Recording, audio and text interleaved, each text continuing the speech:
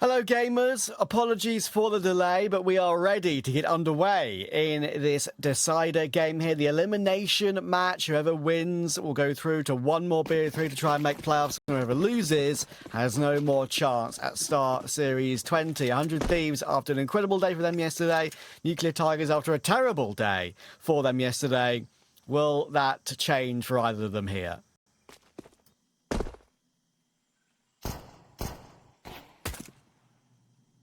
Well, let's see. We're going to find out soon enough as we get underway with the first game of the day here on the B stream. It is the pick of Nuclear Tigers as we find ourselves on Ancient. Flowser goes, oh, that's unfortunate. The guy that I was having stood on my head has lost his life. I think I'll take his gun. Don't mind if I do. Nuclear Tigers going to continue with their pursuit of this A-bomb site, but there's some super sharp shots coming through from 100 Thieves to open up this first map. Yuki's got the burst out. We'll finally switch back and get one kill on to Gizmi, but it's all on to McCuse now, and Rain's going to hold on with those dualies. Great start for 100 Thieves. One of the main things you may have missed we were talking about in the pre-game is Rain's, I guess, enjoyment of trying out new roles for the team. Kind of the first time in his very long, storied, legendary career in Counter-Strike that he's playing hard lurk and anchor positions. We saw quite a bit of that on Inferno yesterday against NIP, him doing quite a good job in a couple of important rounds. And yeah, it's fascinating to see how that's going to evolve over time. Now he's given up that in-game leader role to Gizmi. Short-lived in-game leader stint for Rain. Already an incredible success yesterday. Sure, online, but you've got to take it wherever you get it. Absolutely, man. Especially with yesterday having been their debut set of games. Going to be an eco round now here for the CT side. They have been able to find a kill, and now a second as Gizmi gets overwhelmed. Absolutely not going according to plan right now for 100 Thieves. At least a frag back, but there's an M4 in play here on Senka. Big moment for Series. Got to check his corners the entire way through. And he will come away with the kill, but he's lost half his health in the process. Back into an even number situation now. I'm not sure if there's a kit in play on the bomb site, but none of these three remaining players actually have one at their disposal. Bomb more than halfway gone here already. Nuclear Tigers just bunkering down, trying to play the long game. Time going to step up from Senka. Zero will trade, but someone has to get on that 10-second defuse right now. It's not going to happen. Round over. Nuclear Tigers have won the eco. Incredible. And look, one of the things that is the main point that we brought up yesterday, in-game leader, we get it. But Senka went 7-30 over 2 maps of play. That is unacceptable. I think he knows that. And look, he might still have a poor series overall, but there he's the instigator, as he so often is on Ancient. The Mac-10 master, the SMG monster, getting the kill with the CZ, would you believe? And picking up the M4 to really take control of the site. They pounced off of that and some nice digs were hit. Good stuff from them. And of course, if they want to go into that main event at some point in the future and play on those Lorgar PCs at Star Series 20, then they're going to have to show more of that. Absolutely, mate. That's what they'll be after. Good start here for Nuclear Tigers to try and kickstart their campaign. They'll be desperate to get off to a strong start. You had to put behind them what had happened yesterday. Going to be frustrating for 100 Thieves after the way that they'd won the pistol round and lose to just an eco straight afterwards. Senka, well, he's already nearly halfway to his kill tally from yesterday. Yeah. Ever since I saw Senka come through, I think it was a game in a random qualifier somewhere. I can't remember exactly what it is. I definitely would have bookmarked the game because I've bookmarked all the match pages of tournament site work. This play goes 1-for-1 in middle. That was the first time I was aware of Senka's gameplay with his SMGs, having more Mac-10 and MP9 purchases than either of the 2 main rifles. Yeah, it's been keeping an eye on him ever since, and you could say the progression of his team too, because it's not just him, it's not just all about him, it's about his stars, and that's what he tries to do. He tries to create space for his stars, like Zika, like Flowser. 3v3 early on in this follow-up round. Rain's managed to steal that Mac-10 away, but long range, that is not a nice fight, and he knows it. And he's now 1 bullet from death. McCuse waiting to see if Rain moves. There's already the bomb planted on the other side of the map, but Device, he's gotten Zika out of the round. And the bomb is planted right in front of him. Of course, again, no kit in play, and Ayuki back in CT spawn. It's a great position for him to hold Device at bay, and he's going to have Makusa's help at some point as well. Device 38 health, trying to wait for Rain. That is not easy. There comes a bit of util to try and force the issue, but the health is the main thing that is painful for 100 Thieves here. Makusa will peek forward, takes Device out, headshot to boot as well. Rain headshot angle, which is nice, but again, no time. And he'll try and fall away and keep that AK. I think he might be able to do with the Ancient Blast here. Can he get into the corner in time? Yes, he can. All good. Absolutely. So, probably AK dies kept, to the but old that's bomb all. there. Correct. I think you're right. On 21 health, almost certainly would have died. You know, Ancient notoriously one of the maps that had a very punishing bomb blast radius. Nuclear Tigers will deny the force buy there for 100 Thieves. So from an eco round win into an anti-force win now, get themselves an anti-eco. Already looking like there's a bit more impetus here from Nuclear Tigers. We're only 3 rounds in, and I'm already sensing that they're looking more like the team that we've come to expect compared to what we got out of them yesterday against Echo. Couldn't even say that they were a shadow of their former selves, because that implies that they showed up to some sort of a degree. That's a very good point. You can't even use that saying because, well, to be fair to Nuclear Tigers, they don't really have a former selves. They're still in the progression in the early stages of a lot of their careers. So what is their former selves? Face It Puggers? I mean, to be fair, they used to play Ancient a bit like Face It Pugs, it has to be said. Yeah, I mean, I guess a shadow of the team we've come to expect would have been a better way of phrasing it. Yeah, all right, though. Very young group of players. Of course, K27, another team that we've looked at through a very similar lens. We'll be playing later on today against Infinite. K27 will come into that particular series as the favorites. Tournament lives on the line in that game, just like this one as well.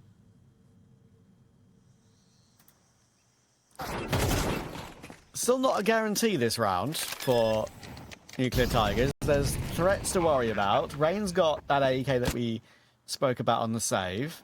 Device on the 5-7 has gotten one back as well. Makusa's got a good angle though. More damage coming through, and that dig from Device is great. Follows it up with that picked up AK. Poiii Mac 10 is doing damage, and he manages to catch a Zika on the fall back to Temple, would you believe? So they'll bounce straight back, and 2-2, not 3-1, will be the score. Yeah, I mean, both teams have just had a bit of a let-off here on the map already. We're only 4 rounds in. Very polite, I will say, of Nuclear Tigers to give one back to 100 Thieves. Not sure it'll be incredibly self-serving, but yeah, it just seemed like they maybe thought that the job was as good as done. They'd done the hard work, and that was supposed to be the round that they could just coast through.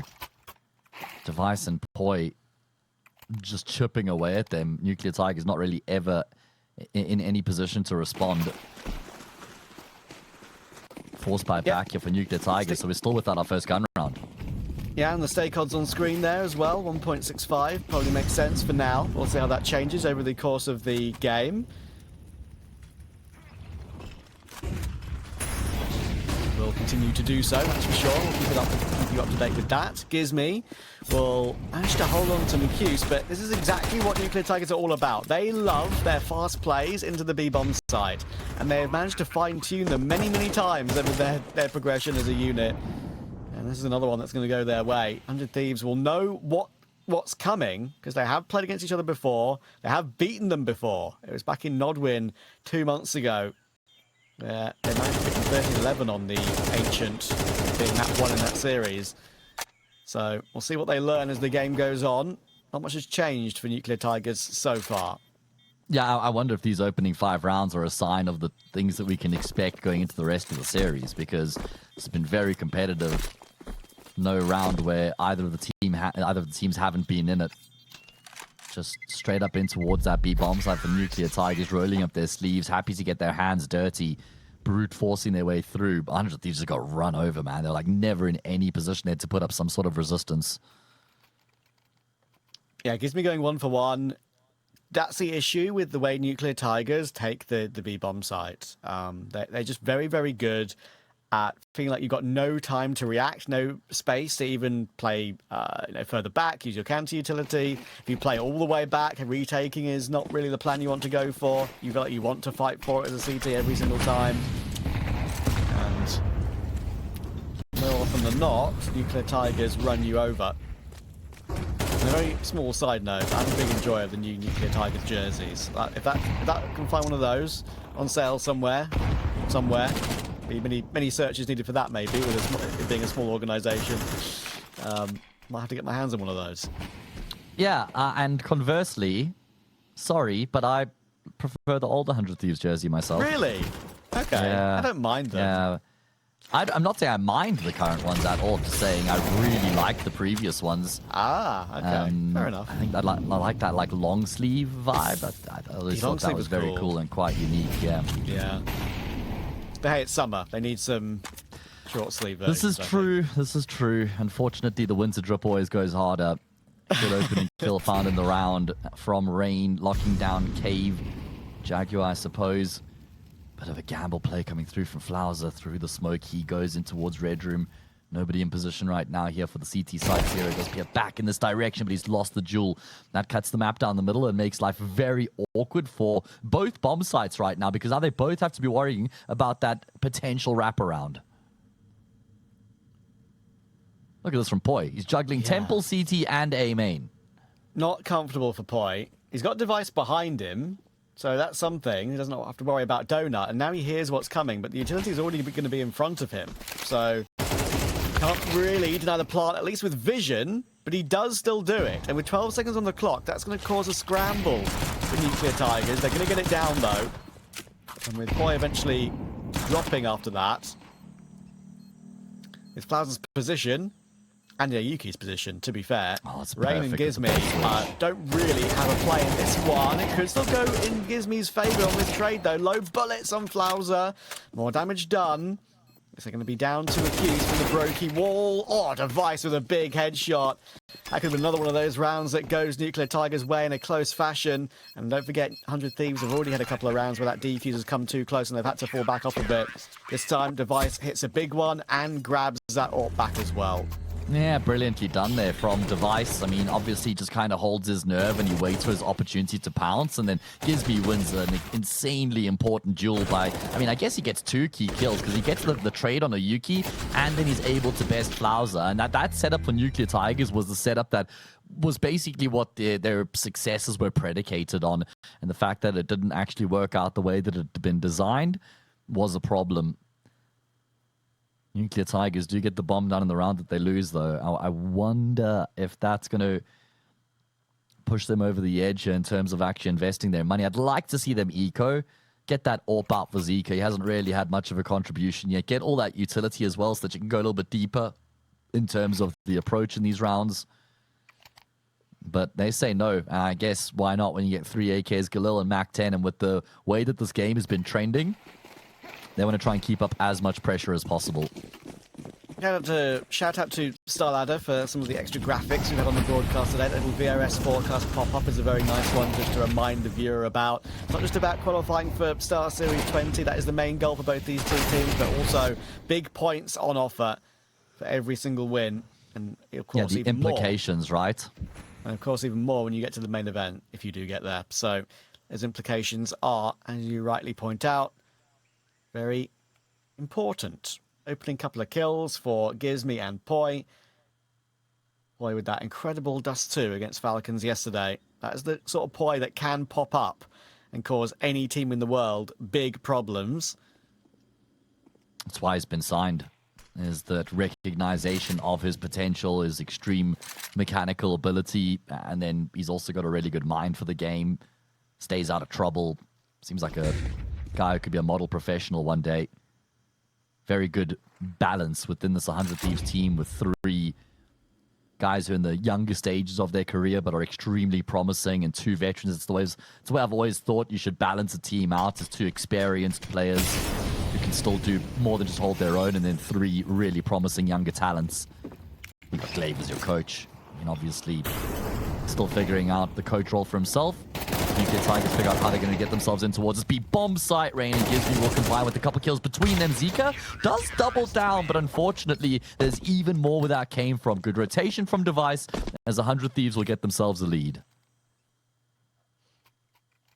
Yeah, starting to get control of the game now, 100 Thieves. I mentioned they managed to get the W over Nuclear Tigers in that previous game they played against them, but that was only on Ancient. They lost the series overall. They only won Ancient 13-11. You want to get yourself involved in our giveaway for ATK? We've got some panels below the stream for you to click and get yourself involved. Got some mice and cool peripherals to give away. So you could be one of the lucky few. Gizmy, Zika is not lucky in that round on his push-up on ramp. He'll get put down by the new captain of the team, and they're just sending him in for more. Poiii. He wants the money, the dollar. Yeah, and he's the captain as well, so no one can tell him otherwise. Although, it does seem like one of the few IGLs who wouldn't be very, I don't know, doesn't really want to take over more so than calling the shots within the team. Don't think he's really got much of an attitude, does Gizmy, I guess, is what I'm getting at. It's really important that he does come into this team and recognize that he is the IGL, though. And there's a reason he's earned this opportunity. He's got to own it, right? And not be like, I'm surrounded by Brain and Device and Glaive. I'm going to just kind of fit the bill as to what they would want out of him. He's got to come in there and be Gizmy. Be the Gizmy that's gotten him to this point. Exactly. And I mean, that's one of the main things that he deserves massive props for, how he got that Monty team to be so relevant against Tier 1 opposition. That Monty team was a great story of redemption arcs for nearly every single player on the team. Afro in particular for me, and Bemis, I think. Pyjamas as well. That really comes to mind.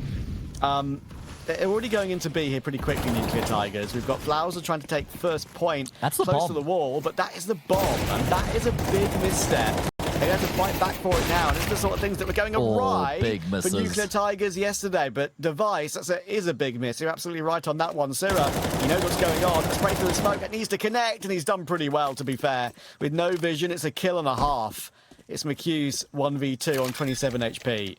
Yeah, and Rain coming through from A mains is never going to be read into by McHugh. And if he goes donut, that would still give him a bit of a chance. But with him being as low as he is right now, there's 2 incendiaries in play here for 100 Thieves on the retake. And they'll figure out quite quickly where McHugh is playing this one from, considering the bomb plant position. I was going to say, does he go all the way around? He hasn't really planted the bomb to actually go back through CT spawn. So instead, he will have to remain in position. And you surely just carpet Molly donut at this point. Toast that donut up, baby. Burn it to the ground. That is not a great Molly. You've seen better ones than that, but the follow-up is decent. The cover provided is on point. And Rain will get the final kill. The few stuck by his teamie. 100 Thieves in the ascendancy. What's that now? 4 consecutive rounds coming through for them? I think so. And that's the kill from poiii. I mentioned Flauser was the main player that pushed forward first in that B take, but yeah, perhaps he had the bomb and it was thrust so far forward. Nuclear Tigers made a good call after the kills they got. Agreed. To try and gamble through that smoke in toward the A bomb site. It's kind of the only thing they had left. But I also like that Sierra just chose to spray the smoke there, Trav, and realize, okay, they've gone through. I'm not going to just let them go. I'm actually going to try and do something here. I like that he took that initiative. That gamble. Indeed. It's now starting to go a little bit awry here for Nuclear Tigers. They're going to go back to their good old faithful low by Tech 9s and a burst into the B bombs. Like Gizmy is looking to make a play against Device to set him up with the flashbang. There's just so much there. In the meantime, Rain is also poking and prodding around the cave smoke. 100 Thieves have just kind of gifted this round on a silver platter. I mean, playing against the low by, I feel like they've overcooked that one, I'm afraid. That's the sort of thing that you can get in your own mind about, though, when you play Nuclear Tigers. Played each other before. They'll know how they like to play that B-bomb site and how aggressive they are. You might feel like as a CT side, you want to play on the front foot and play assertive in whatever given round it might be. But logically, you are correct. Playing that aggressively against the Tech 9s is something that can go awry very easily. So it will be Nuclear Tigers grabbing 4. And look at the rifles they've all picked up as well. One less now. Syrah goes hunting for more, but Senka will get the kill. And that can be retrieved, I think, on AUK. Can they juggle them? Yes, they can. Senka grabs that AK. No problem. 100 Thieves might have the tie confirmed on the half. But Nuclear Tigers are looking to grab that tie. Yeah, I mean, what's annoying for 100 Thieves is they've now lost a hard anti-eco that had like a CZ, a P250, and Glocks, no armor. And now they've lost. Okay, sure. This is like Tech9's Kevlar Util Max Round lost bonus behind the half-buy, but still, a couple of the rounds, they'd be annoyed that they've lost those ones. As we see the stake odds now, he's still heavily favoring 100 Thieves. I mean, I guess no surprise with them having come into this as the favorites and being up 6-4. See, this is the round where this sort of aggression makes more sense. It's going to be Nuclear Tigers straight through A main into the A bomb site. Nobody home, but poiii is going to be able to get himself a kill. And that's about it. Sierra is going to be the next point of contact coming through from Temple. And right now, he's got a pretty good timing with there being no focus on him whatsoever. But obviously, he's not to know that. Rain has gone through the corner of the donut smoke, which is good, but Flauser has tracked and traced that one, and Rain had no chance. Syrah, good bounce back, but it might give them a chance to work their way out of Temple with Device here too. Syrah has to go over the top of Device, basically stomp on his shoulders to get further forward on the retake, but Senka's going to find Device in the end. And then smoke can be played with by McHugh. Still a great shot from Syrah. And Syrah's doing it all right now. Kit available. He's going to go for that hold, but it's a guarantee for Flauser. Oh, a little bit closer than maybe I thought. He took a while to shoot him, but he'll get the kill. He'll get the round. And with the money on 100 Thieves, a pretty decent chance at that 6-6 I mentioned. Yeah, it looks more likely at this point, doesn't it? More so than 100 Thieves getting a lead. Well done from Nuclear Tigers. I mean, recognizing, okay, we need a foothold here in the post plant. We're going to get control of Donut. We're going to fight our way through. I love the fact that Flauser actually pushes through that smoke as well to clear Donut out. Rain's never anticipating that. Flauser full of confidence. That was the vital kill that really gave them that control in the post plant that they needed. I didn't even mind McHugh's going through the A main smoke there. It was the correct decision. It was just unfortunate that Sierra was on point there and had a quick reaction. McHugh didn't want to just sit by idly in the post plant. As poiii takes a ticket to the molly, that's going to be some great intel gain here for Senka, who's up close and personal. And there we go. That's exactly what Senka does. Mac 10, create space, make progress around the map. Gets info like that, he tends to say, I will go on it. And he makes it work there for him. McHugh will find one as well. Senka will find a second onto Rain. Much better day for Senka so far. Back in his old stomping ground of Ancient, where this team basically became relevant in Tier 3, pushing up to Tier 2 in these local lands in Russia and, of course, online as well.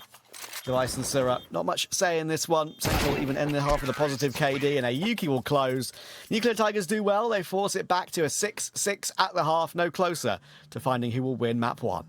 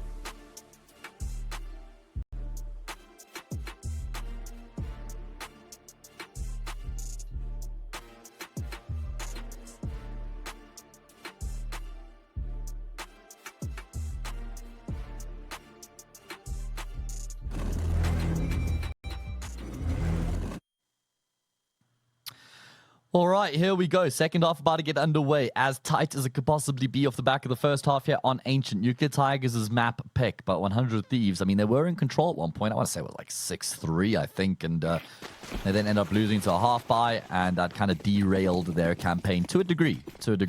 It's still an all-right return, and they did lose to, like I said, a half-buy and to an eco. So the fact that they're in 6-alls, not all that bad. Now, what can they do here on the T side? This is really unusual. It's going to be straight through the red room, smoking towards the top of the middle. Flowers in the corner, goes unchecked. Himself and Senka will combine brilliantly to find 4 frags between the two of them. It's so easy to get run over by the Glocks in that position. They've done very, very well. Device 1v4 without the bomb. Flowers is going to strafe his way back through. He wants to finish this round off as well, but Device will make sure there's no funny business there. USP drawn, and you can't give Device anything. Gotta be careful here, Nuclear Tigers. Device has been in pretty good form in his online stage of his career with this 100 Thieves roster. Played a few local lands, obviously these pop-up lands in Portugal as an example. He's been very, very solid. In the end, they give him no respect, and they make sure to triple peak him out of the round. 3 kills for Senka. This is way more like it. Yesterday seemed just a little bit off, not just in the server, but seemingly out of it as well. A little bit, I guess you could say, out of energy, it felt like. Yes. And today, he's looking a lot better. Yeah, I think that's a good way to describe it. It was extremely flat, not just like we've been saying inside the server, but outside as well. But boy, is Senka showing up, and he's looking the part here today, that's for sure. Falcons will be watching this and like, oh my god, how are Nuclear Tigers beating them right now? We couldn't finish off a 9-3 lead on Anubis. It's online, bro. It's what happens. It's what happens. Nuclear Tigers, this is where they... the eco gets eaten up here very nicely. Nice shot, Device. That's all. It's where Nuclear Tigers have cut their teeth. Yeah, good way of putting it. It's the same for seeing FOKUS. Even though FOKUS have played a lot more lands, to be fair, recently, with whatever lineup they tried to use. FOKUS, all their players, they've cut their teeth online. They know exactly how to play in that environment, what styles work, and all the above. Yeah. We want to go to LAN, though, and that's where those Lorgar PCs will be waiting at the StarSeries main event. That's why I made the joke when they formed this 100 Thieves team. I said, Rain and Device, get ready to learn online, buddy, because that was going to be the return to their online portion of their careers again. The grind of online, not something they had been familiar with for a very long time. Either way, Nuclear Tigers, they've got themselves a lead here. Can they extend that lead off the back of the gun run? It's going to be straight in towards the speed bomb site, and there's a lot of action going down. Man advantage for Nuclear Tigers as the dust settles for but a moment. More good work from Ayuki. Even that 1 kill means a lot, and Flowers, they were waiting for him to make his move, and it's perfect. Criminal. No need for Ayuki to repeat. You could tell he wanted to take that duel for a moment, but I think Flowers have probably just said to Ayuki, give me a second, bro. I've got this one. And he'll get both to close it. 100 Thieves kind of try to do what Nuclear Tigers did on one of their opening gun rounds as well. Charging to be in that sort of fashion. What Nuclear Tigers do so well, especially with Senka being the Jaguar player, his disruption with the SMGs, the MP9s, even occasionally with the AUG I've seen him use around that cave position and Jaguar, he can be such a nuisance. And once again, showing even with that 1-for-1, it's enough just to create distraction and pain. And even though 100 Thieves are favoured in the odds, Nuclear Tigers now are in control. Absolutely, mate. They're 4 rounds away from having one map won here. They're on the brink, and they're playing against a low buy as well. They've got to keep the screws nice and tight, though. We know how dangerous these rounds can be. Good combination between Rain and Device, as they're able to get the trade necessary to find some control and try and sow some seeds of doubt and keep the CT side guessing as to what's going on here in the round. Now, Flauser is on the ledge watching middle until Sierra peeks out. Looks like there was a support flash. Now, not sure how blind Flowers actually was, but a great kill out of Sierra. And look at poiii. He's recognized. Okay, there's space to be taken. Device, he's taking space as well. They've got A and B. Spoiled for choice right now are 100 Thieves. Surely this is going to be their round. McCuse will never expect Device in this corner. That frag as free as they come. He will be traded. But Nuclear Tigers think that this round is ending B. And Ayuki saying, but they haven't come through Jag. Must be A. Big kill from poiii, though. Yeah, kind of crazy how 100 Thieves got themselves into that perfect position of having full control of the map. It's just how they pieced it together. I think they have pieced together very nicely. poiii, again, is a main factor for this team.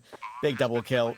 Good angles as well. They weren't exactly, you know, the freest of kills. They were slightly CT favored on the first one, but he hit the insta headshot and confirmed to keep the game in a 2-round gap. Zika's got his AWP out. Been a quiet game for him so far, but on CT, maybe a bit more chance for him to deliver. Everyone on 100 Thieves kind of putting their best foot forward, even though they're 2 rounds behind. They've all delivered in some certain rounds in this game so far. Now they have a chance to get control of it again. Oh boy, well, not going to be wasting any time at the start of the round. You're just clashing in towards middle as you tend to get more often than not on Ancient. Zika's got a job to do with the AWP. He's been pretty quiet on the map so far. And only good for one. Feels like a second was required there. I mean, sure, he leaves his team in an even number situation, but it's going to be difficult here for Nuclear Tigers to regain control. McHugh's at least got something to work with here in middle. But there's so much time here, and this is where Gizmy does some of his best work as an IGL, is with the mid-rounding and understanding how the situation is affected by what's happened at the start of the round and what sort of opportunities present themselves as a result. So this is one of the main reasons as to why he's become so popular. Not just having these set calls from spawn, but also having very good understandings of how to adapt and adjust to what's gone on in the round.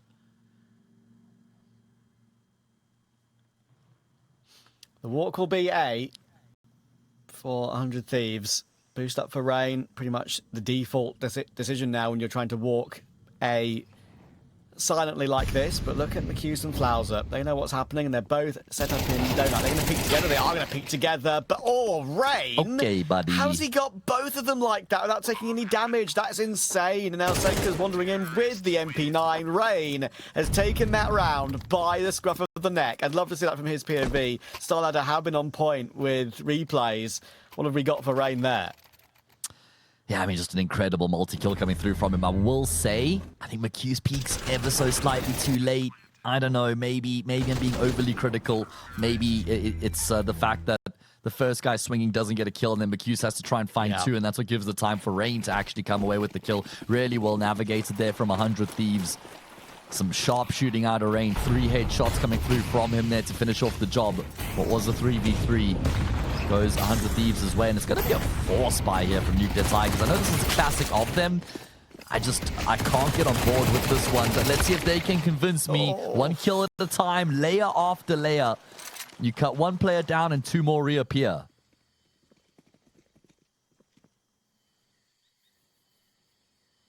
Incredible work, and poiii stuck outside the B doors. Good morning for that corner, and now he knows Zika is in that position, but if you draw it like that and peek into the open, that's what's going to happen to you. The HE will find Zika in the end, but Syrah is known about. Has the bomb, but he'd love to find a cheeky kill and play out a 1v1 in some way, shape or fashion. He's got time. He's got the bomb, like you say. He's got a molly. That's about it as far as what he has going for him here in the situation. Senka has shifted himself away from the scene of the crime, where the bodies litter the floor, both T and CT. Death knows no teams. They meet the same fate. And just by Sierra having waited here, bided his time, means that these two players have separated. How's it going to peek back out? Oh, and information gained there for the youngster. Yes, they're both young, so a bit ambiguous, but they both got the info. And Sierra's gotten the plant. I mentioned Syrah has been pretty nutty in the clutch for 100 Thieves, even when they're on slightly worse form.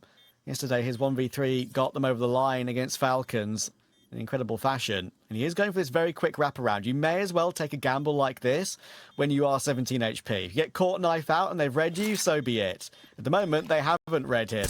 Opening tap on the bomb, and then Flowser does eventually look round because there's just silence elsewhere. So good awareness there from Flowser. The hit's the 1 bullet required. Nuclear Tigers will be the first team to hit double digits here in map 1.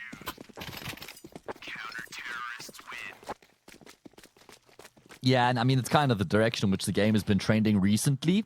So it's not surprising to see them get up there. What is surprising is the way that they've gotten there, which is by winning this force buy. Very brazen decision to have gone for the investment in that situation there, but they make it work. And what made the difference is that there was a very clear and defined game plan there for Nuclear Tigers in that particular round. The way that they're just constantly harassing 100 Thieves, pushing down ramp, pushing through cave, scaling their way up the ledge, just overwhelming the T side. Now they're in a position where if they win this round, it's very likely that they go on to win the map.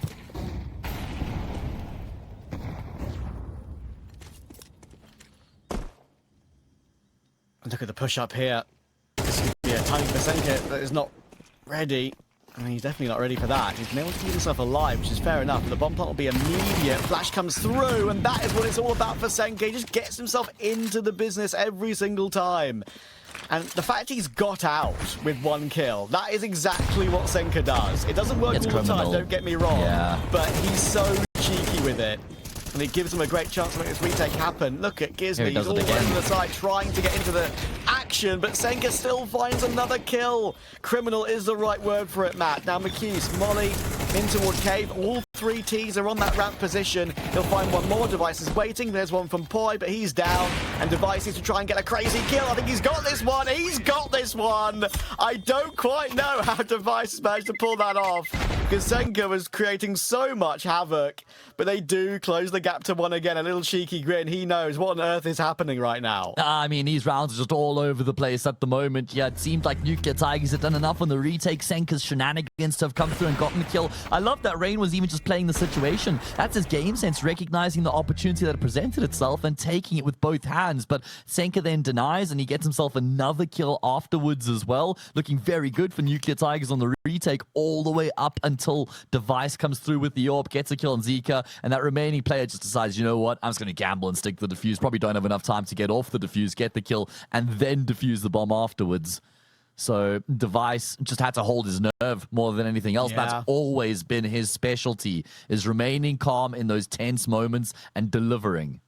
It's crazy, right? I mean, I was kind of leaning my play-by-play into Nuclear Tigers finding a way to close that. Once I saw 3 100 Thieves players all on ramp, 1 blocked off by a smoke, but Device getting 1 pick over the top of it, boosted up, and then being able to drop down, find the second, knowing the third was committed to the bomb.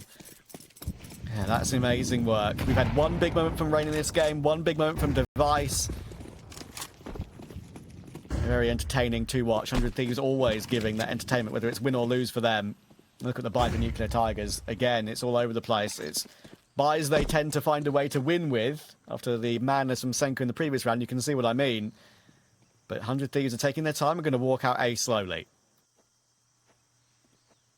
This is the moment for 100 Thieves to regain that full control. Like you say, big opportunity that presents itself as 100 Thieves just put all their eggs in one basket in towards the say bomb site. Nuclear Tigers hoping to poke some holes in that basket. And put some broken eggs on the floor. Yuki, he found himself on the deck. Flowser follows suit. This is a flurry of frags. It's now only McHughes left remaining. Sure, a couple kills have come through for Nuclear Tigers, but still 1 versus 3. They have a very good idea of where he's going to be coming through from.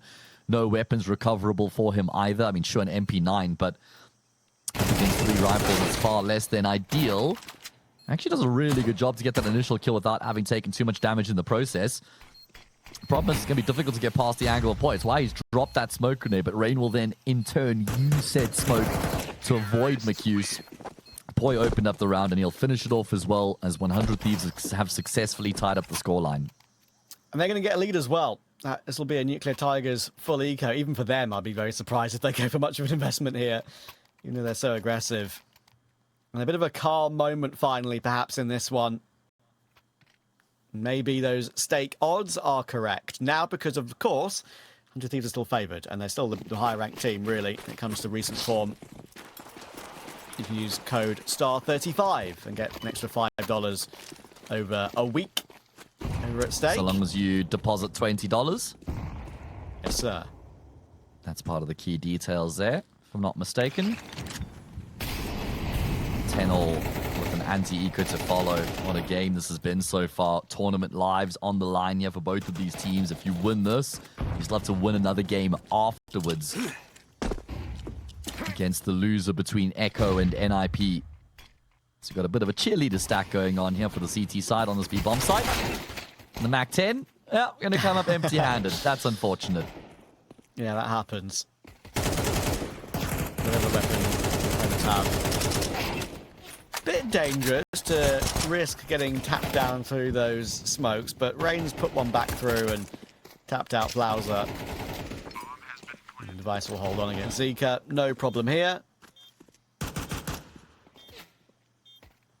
Now get themselves into that lead. As I mentioned before, it's not just the fact that these two teams have played each other before online a couple of months ago. It's the fact that every single map was pretty close between these two. Different lineup, of course, for 100 Thieves back then, still with Argyle, but that was a 13-11 map win for 100 Thieves on map 1. Nuclear Tigers won Nuke 13-10, then won Mirage 19-17. Long, drawn-out series. Device played very well, dropped 70 kills over those 3 maps, but Flowser dropped 74. So gives you kind of an idea about where these two stars on the team are at. Flowser usually is the point man we look at for Nuclear Tigers. Absolutely. Today it's been Senka. Which is very surprising, because first of all, he's not normally the man to put up his hand in such a big way, but also because of what we got out of him yesterday. Got 7 kills across 2 maps. Team only won 8 rounds across the best of 3. Already looking far and away like a much better team. However, they do now find their backs against the wall. They've been in control for a while on Ancient, but that has since waned. It's 100 Thieves now ahead by a round, and if they win this one here, you would imagine the job is as good as done. Flowser able to put up resistance, though. Not shying away from the battle in middle. He'll draw first blood, and off the back of that, 4 of the 5 of the CT side are going to re-explore and regain that control of middle. I think this is a very good example of what Flowser does in this team. He's not explosive necessarily, but he makes very good decisions and invariably doesn't miss. Yuki will get his, that will force Flowser into the fight, and to be fair, talking about him not missing, he didn't get a chance to miss, because Syrah has owned him.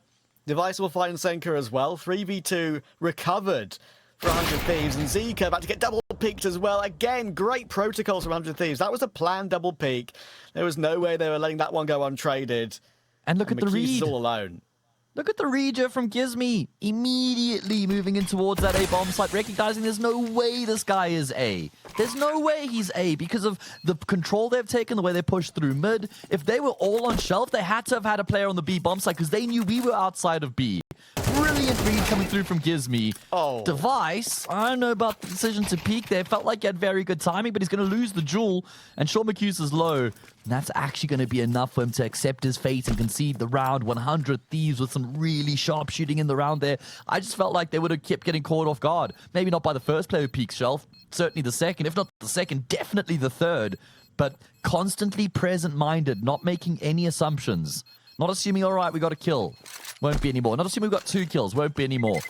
Just keeping all options open. And then a great read out of Gizmy as well to avoid that final threat.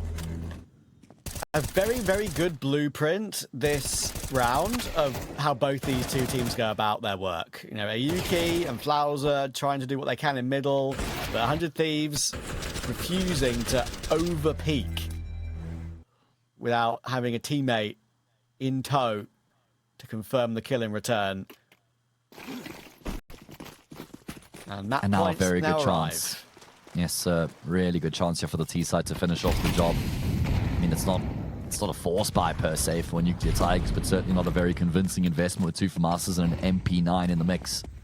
At least McHughes did manage to scoop up the York from the previous, so it means Zika does have his desired weapon to work with. Can he find a way to make good of the fact that that sniper was saved from the previous round?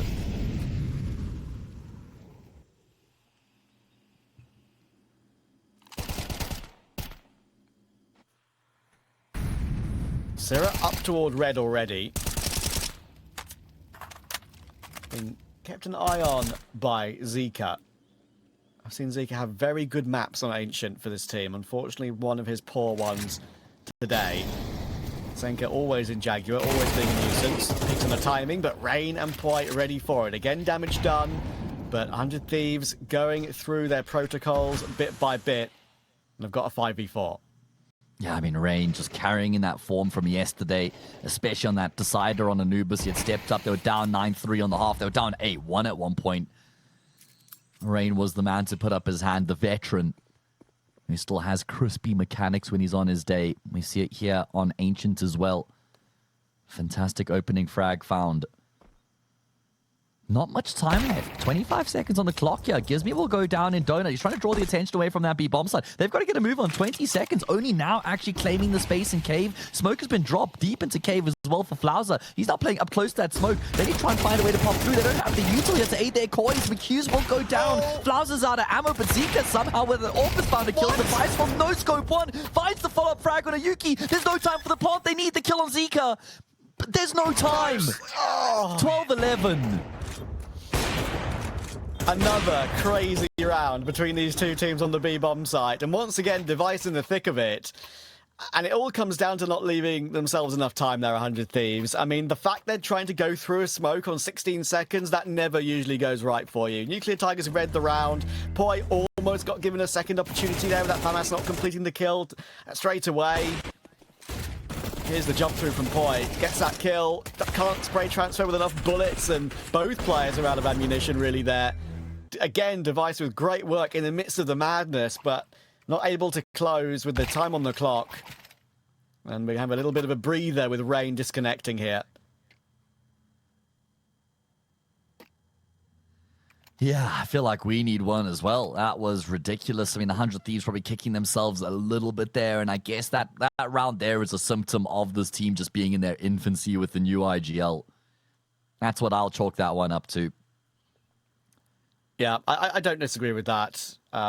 It's a combat. We've seen both sides of the coin so far in this map one. We've seen Gizmy being the GOAT. Now, I jokingly said this guy is the GOAT yesterday when they were looking so good against an IP on map one. But even though they proved it against Falcons, you can't prove it against everyone consistently. That's the biggest challenge for any new in-game leader, any in-game leader full stop. And it can happen. That's for sure. Absolutely. We have our tech pause to get Rain back in the server and our round reset as well. So we will go for round 24 to see if Nuclear Tigers can send us all the way. Will be another 12-10 turning into an overtime match that we've had on this broadcast.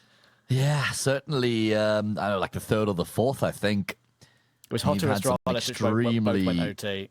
Yeah, we had another 12-10 after that as well. I think ended 13-11. We have had a lot of very closely contested maps over the past couple of days. Of course, day 3 here of the StarLadder StarSeries Fall European Closed Qualifier. Or just StarSeries Season 20. Works as well. We love Season 20. We have the milestone season. Exactly. If we have missed the odds, forgive us. But if you'd like to get in on the stake market share for this game or any of the other matches transpiring, head over to the banner below the channel. There is a promotion. Deposit $20 and you'll get $5 for the next 7 days, courtesy of stake if you use the code STAR35. Here we go then. Here we go. Either overtime or a second 13-11 for 100 Thieves against Nuclear Tigers on Ancient. Be a bit of deja vu for the Nuclear Tigers boys, unfortunately. 2 months ago, it was the same scoreline. Device with full sighting on Donut until right then. And I reckon in a round like this, Gizmy's going to be saying to his team, look, we did everything right in the previous round, just went too late. Let's just do the same again, but give ourselves time and not have to force ourselves through a smoke on this occasion. Exactly, and they also didn't have enough utility in that previous round either. No way to really enable themselves on the side take, and they don't have any flashes. Yeah, that's just way too easy for Zika, I'm afraid. Device stepping into his opposite number scope. There will be a double nade and a molly coming through, but it's only done 41 damage to Zika. It's a lot of utility that's been committed onto a player. They should know he's definitely not on the left corner. And Gizmy's done exceptionally well there to find the kill necessary as they now start to flood their way forward and towards the 3 bomb site. McHughes has done a wonderful job. 2 kills and a hell of a lot of damage onto Sierra as well. Nade will finish him off. It's only Rain left remaining. An impossible task ahead of him here. He's been chipped away at. Look at the position here for a Yuki. This is a guaranteed kill here. And that will get the job done. Nuclear Tigers have successfully forced overtime. No PTSD for Nuclear Tigers, not a second 13-11 in a row against the 100 Thieves. A very, very good recovery there from them. A hold on toward that cave position. Zika was in a very rough spot, like you said. And as soon as Gizmy got that kill, that was the go sign. But McHughes mean, I don't think I've seen a FAMAS do that much damage in that position for quite a while. He's done very, very well. The, of course, Aurora Academy team player from a couple of years ago. He was always a very consistent member of that roster, and he's showing it again here.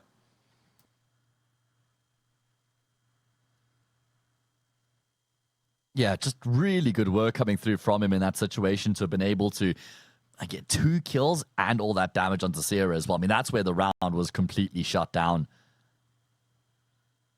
Not very inspiring on that take. We've been singing the praises of Gizmy so far, but they're just not really inspiring. That was almost, let's just bash our head into the wall and hope for the best. I mean, even initially, with the way that they try and find an opening kill by Device just stepping into an angle, no flash, because they didn't have any flashes left remaining. So I guess they had to try and take some sort of a gamble, but didn't go at all the way they would have hoped. As we now get back underway here. Run it back in overtime. Nuclear Tigers map pick. And they've done well to get the game into OT, considering it seemed like they probably would have lost that in regulation most times. Incendiary is accidentally blocked by Rain and means that it goes into the smoke and doesn't do anything. And then when Sierra tries to force his way out bottom mid, Flowers will deal with that one easily. Zika found Rain in the meantime. And there is no say for 100 Thieves in this first round of OT.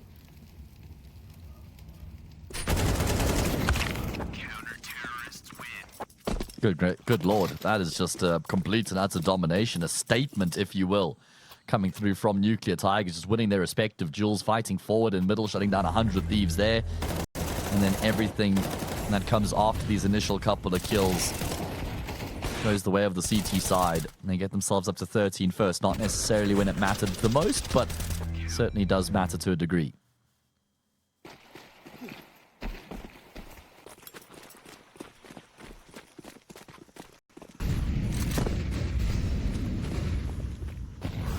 What I've seen from Nuclear Tigers in previous overtimes that they've played in is Senka will continue to do what we saw from him on that MP9 in regulation. We'll see if that comes through, but he's on the wrong side of the map this time. They've forced the issue over on A because they're already down a man. I think he's seen a bit of information there, but can't complete the kill on Rain, and in the end, Rain does get one before poiii drops alongside him. The team damage in the mix there as well, I think, with Senka as they crossed in front of each other.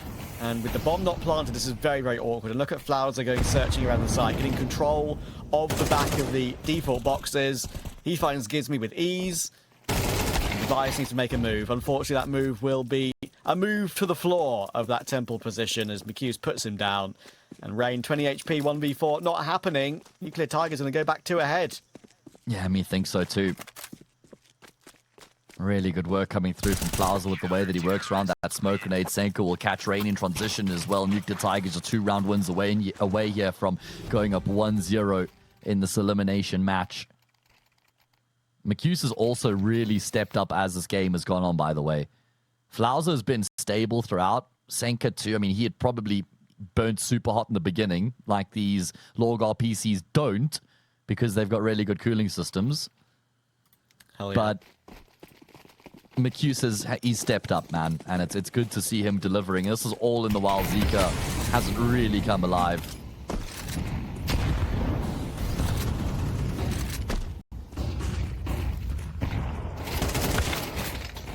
Flowser, another entry for him. Stepping up at the top fragger in the server. Yuki will go down though, so big kill from Sira, and that means they can speed up again. The Molotov from Device will find Flowers in the end, but poiii finding Zika will change everything. It's not a round that's going back and forth anymore. It's a round that's very much in the advantage of 100 Thieves, and that speed up is going to work well. Senka tries to make a play, Gizmy's waiting for his counterpart in game leader, and McHughes is known about in toward Red Room, and soon it's going to be red from his blood. He's going to be splattered onto the wall by Sira. Easily done by 100 Thieves, but they're still playing catch-up here. Will a 2-1 in OT breed another 2-1? It's a good question. I mean, that was a round in which Nuclear Tigers got an opening kill courtesy of Flowers, and I was saying how he doesn't ever shy away from these sort of situations, but I don't know about the swing there out of Yuki. When Red Room is smoked off, he just completely left his own devices, and he should have known if there was anybody in middle from the T's perspective that they would have been waiting for and expecting that, because they got nothing else to worry about at that point, right? So just, I think, a little bit of an overplaying of that moment there from a Yuki means 100 Thieves at least get something out of that first half of overtime. They're still in some trouble, though, down by a round coming to their CT side. CT side looked good as far as gun rounds were concerned for 100 Thieves in regulation, which should be a good sign coming into overtime, considering you only have gun rounds here. And it will be poiii to find the first and the second kill in middle. Surely traded, right? Yeah, McHugh's not going to let him get out of dodge. Important that he does force that fight there to get a kill back. Oh, what a spam from Rain, though. There's one thing that Rain has always done well, is play that jag position on Ancient, and knowing his spams back and forth. Device will make sure Senka is traded. Zika is all alone. He'll find Device on that peak from Donut, though, and Zika's got space to work. Would be a crazy time for him to show up in this series, because he's been struggling a little bit, but what an opportunity he's got here to make his mark on Ancient. Gizmi's seen him, though, and refuses to overswing that one, knowing it's the Zika up in play. Well, even smoke him off to make it an unknown quantity when he's going to work his way through on that one. Rain is the player with that kit and a flash still available. Does he use it on Donut at all to try and just guarantee a kill on Zika in some way? Gizmi's going to come through on a timing here. It's going to be awkward, and Zika will get it done. Now Rain needs to force the issue, and in he will. And the fact he's got that kit, he's got enough time to run all the way back to that bomb and get it defused. 14-14. I mean, it was supposed to be 100 Thieves' round, to be fair. Excuse me, with the way that it had been done, with that double kill from poiii to open things up. He gets that spray down in middle. And then this kill here from Rain as well. 4v2, you're thinking, cool, job's as good as done, right? Wrong, because Zika really steps up, has a moment. Unfortunately, I mean, I say unfortunately, it was just really well played there between Gizmi and Rain, rounding on his position. Never, ever would have expected Rain to have come through from there. So 100 Thieves have now won consecutive rounds to tie up the scoreline once again as they continue to frustrate Nuclear Tigers. Flowers has got great util. Already deleted purely by utility, and they're going to continue to fight off of that. Once they know there's one less man already via utility alone, they'll take that space straight away. And Device is in a very good position to hold against Zika and Ayuki. There's a bit of noise made in main as well as he drops off accidentally, I think. That makes it a freebie for Device. He now knows what's coming. 100 Thieves are about to take themselves a map point. Oh boy, okay. Well, they were in this position before in regulation. They were up 12-10. Weren't able to get the job done there. This time, though, their map point comes on the CT side. Very, very convincing round coming through from them here as well. And both of their previous successes here on their CT side were predicated off of winning those battles in middle early on. So I wonder if we'll see some sort of an adjustment here from Nuclear Tigers. We saw them find a lot of success with their direct plays into both the B and the A bomb site in regulation. Do they fall back on that here at 15-14?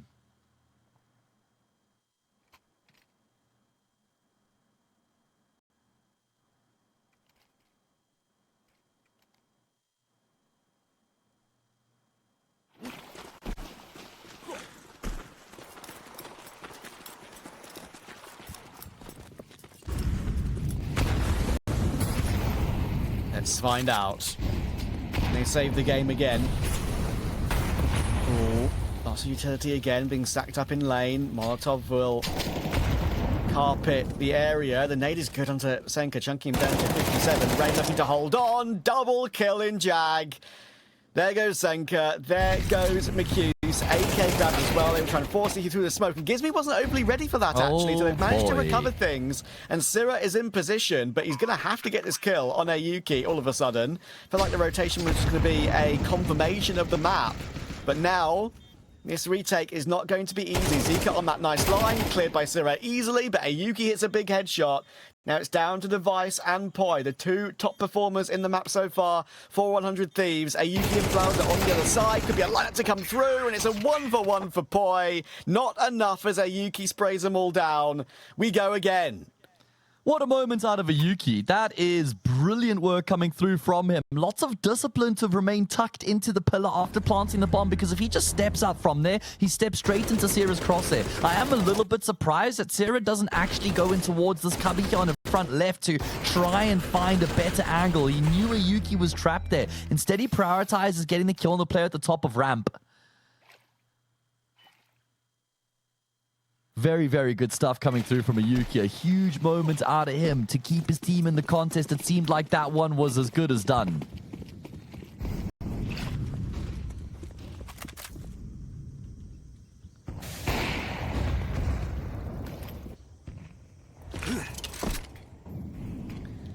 Yeah, a bit of a overcook from 100 Thieves when that game map could have ended there and there.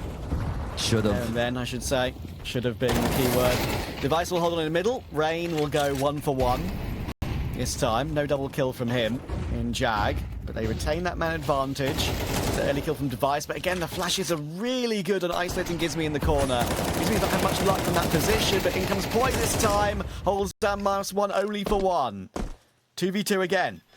Yeah, Yuki's looking so dangerous here, leveling up as the game goes on. Great nade. That's done a huge chunk of damage onto a Yuki.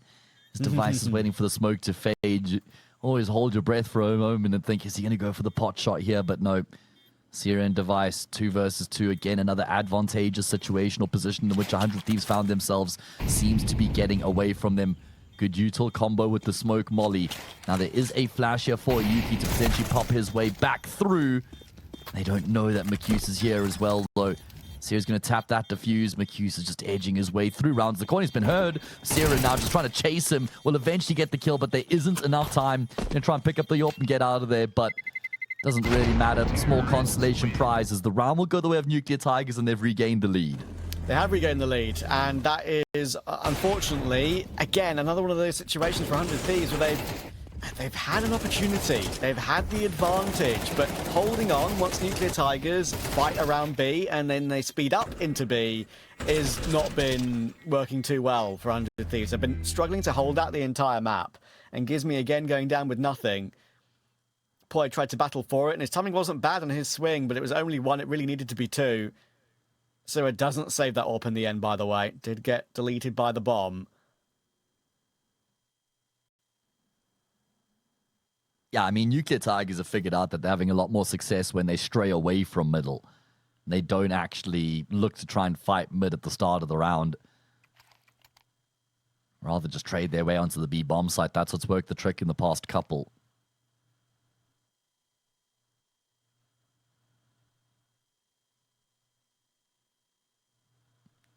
Very difficult game to call from here, man. So easily go either way. I wouldn't even pick a team that I feel like is more likely to win from here. Been very closely contested. Neither team's ever had really more than like a 2, if not maybe a 3-round lead at most through the whole map.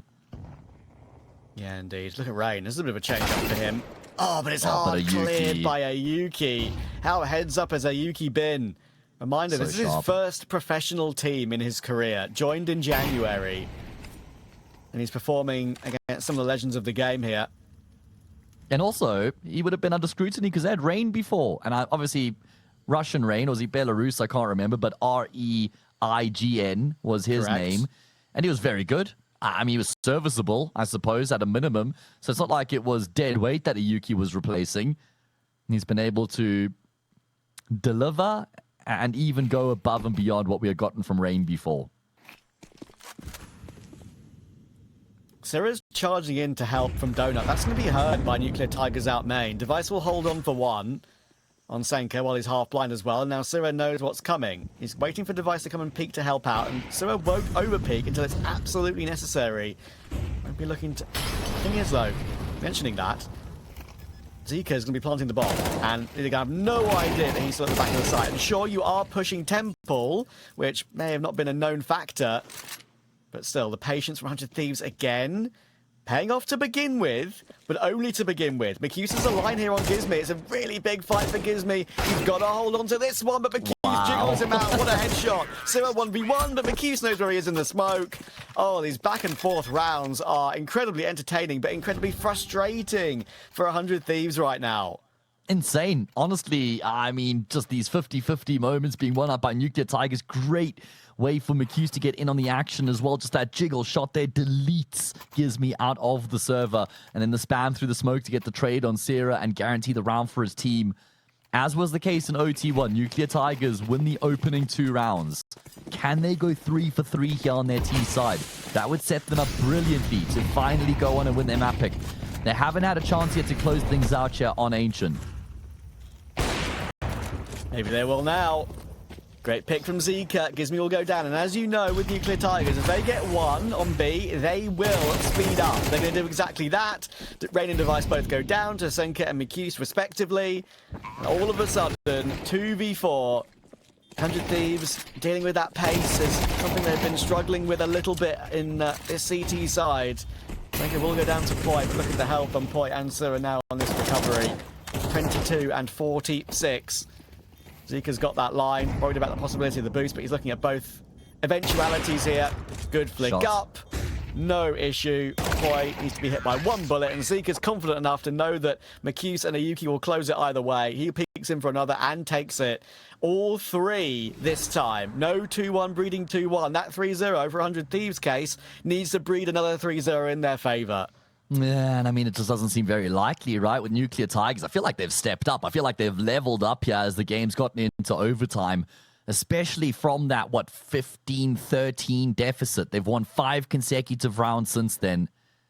Was it 15-14, I guess, rather, instead? But still, been a great battle back here from Nuclear Tigers. And again, they realized that, Trav, and I mentioned it as well, just going to say it, that middle was not working for them at all. They decided to stop fighting mid at the start of the round, and they win 4 in a row off the back of that.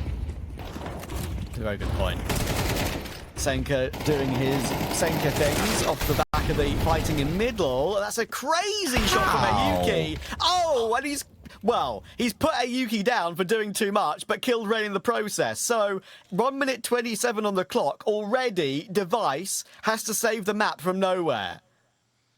A 1 versus 2. Zika. Oh my god, the timing couldn't have been better for Device. He's been able to slip the net in towards top middle. He goes. Zika still searching bottom middle. So Device is going to have a choice of either bomb site now available to him as he continues to just go searching, scoped up, making his way forward. It's going to be A. And Nuclear Tigers seem like they are leaning in that direction. You got Zika going back through A main. You're going to have McHughes who could come through from Donut as well. And I'm not sure there's any world in which Device is going to expect the A main play. He'll glance in that direction, but it's not a position he's going to be hard clearing. And Zika will get offered up Device on a silver platter, connects on the shot, and Nuclear Tigers flawless in the second set of OT to get the job done. Incredible work from Nuclear Tigers. What did I say? It doesn't matter really at all if you play that well in a different tournament. I mean, you can't expect Senka to do that again. That's a little bit more of an anomaly. But if we get the rest of those kind of like permutations coming through for Nuclear Tigers, then 100 Thieves are going to be in some serious trouble here. For sure, without a doubt. I think Senka's about to lock in. There you go. Yeah, that's exactly what I do when I had to get myself near my microphone again for the cast. Chair upright, game ready. Nuclear Tigers and 100 Thieves. Mirage. Let's see how we go. Gotta see if we can get a comeback from 100 Thieves all over again. They were mapped down to Falcons last night. Crazy recovery for them to win that game against the reigning major champions. You can kind of forgive Falcons for that a little bit, it being online and their first game back after the player break. And as you rightly said to me, Matt, the other day, they would have had that player break and had it some. Yeah, exactly. Like you say, you can't blame Falcons, but I will, because I love them either way. poiii going to lead the charge in towards to say bombs like good first frag found from him. He's able to get the intel on Zika's position, but the intel only matters so much. When he feeds them lead, puts them to bed. Nuclear Tigers with a blistering start to open up Mirage. Yeah, and Zika started poorly on Ancient. He can start strong on Mirage, especially on that CT side. I am hopeful for them. with no plant and no progress at all, but for one kill from poiii. 100 Thieves most likely going to go for a save, I'd imagine. We have seen some teams go for full forces with Tech 9s and util in these rounds, but I think the AKs in the third is always the best ploy.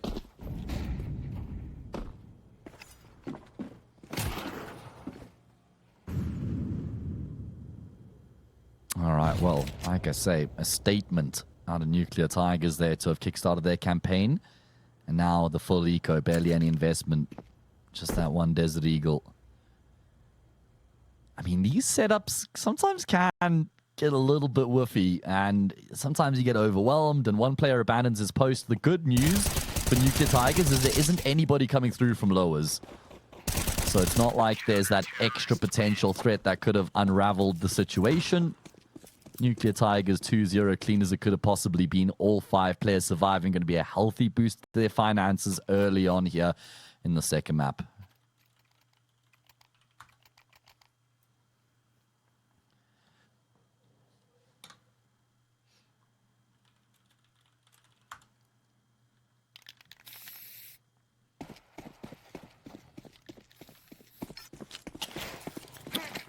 Very limited here in terms of utility for this T side. In fact, 2 flashes is all that they have coming into this round in the way of flashes. I think a couple smokes have been dropped here for the exec. Defi's probably going to be cycling through there to set up their team. And this type of a call makes sense when you consider how little they have to work with coming into round 3.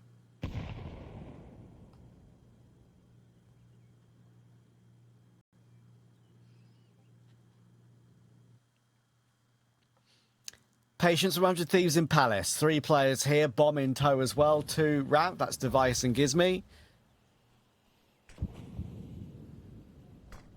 McHugh's waiting in con for maybe an underpass lurk.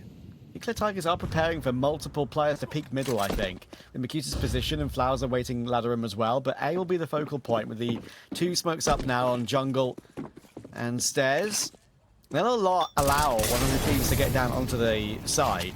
Deep Molly and CT will keep them at bay for now as well, but there's the opening fight. Zika does get his one. Rain will trade it, but McHugh is there ready and waiting again in Connie. And then force himself in front of that smoke. That could be a mistake, though. Gives me with a big one.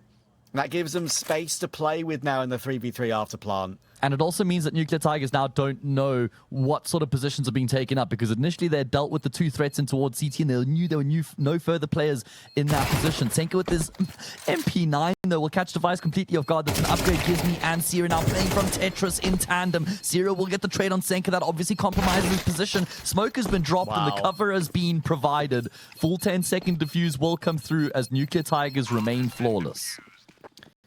Beautifully done there on that retake.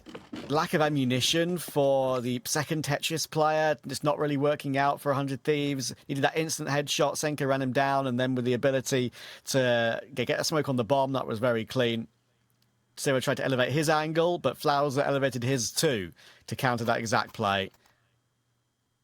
You want to qualify to the main event. All the teams in this qualifier, and we've got an EU qualifier, we've got a South American qualifier and a North American qualifier as well, all looking to try and play on those Lorgar PCs.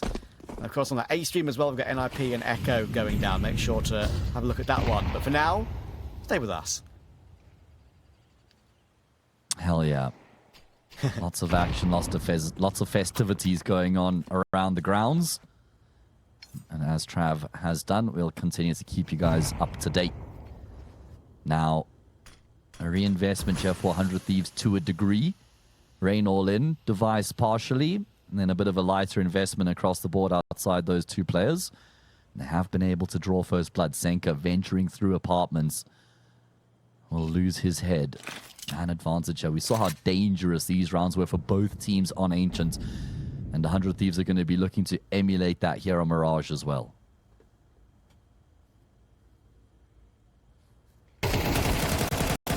Double peek into con, and it works perfectly for 100 Thieves. McHugh's only able to get one. That's the numbers overwhelming there for Nuclear Tigers. Ayuki has been clean with it so far today, and that's big damage on Gizmy.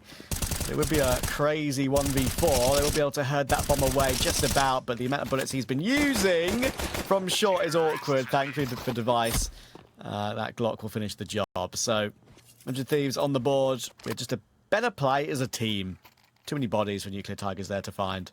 Yeah, absolutely. I like the way they get the opening kill, but they don't immediately commit to the take on the B-bomb side. Still good calling coming through. They're not overplaying their hand. Like you said, at that point, taking advantage of the numbers advantage that they've created for themselves. Back in towards mid, finding the necessary kills. Nuclear Tigers felt compelled to try and make some sort of a move. As the odds start to move here on Mirage as well, 1.65. So 100 Thieves still the favorites, but not by a massive margin. Code STAR35 in conjunction with a $20 deposit will get you an extra $5 per day over the next 7 days. Terms and conditions apply, and as always, please gamble responsibly. Yes, sir. I will not say no to you. Not after the way I've been gymming. No. I've seen that firsthand. Senka will go peeking into our bottom middle, looking for that underpass fight, and Simo will drop because of it. Gizmi, good find though. To answer back.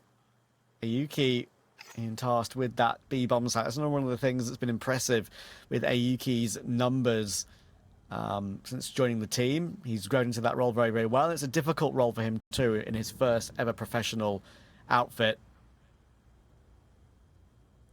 Bianca never fun. Zika on short will be there to help him though.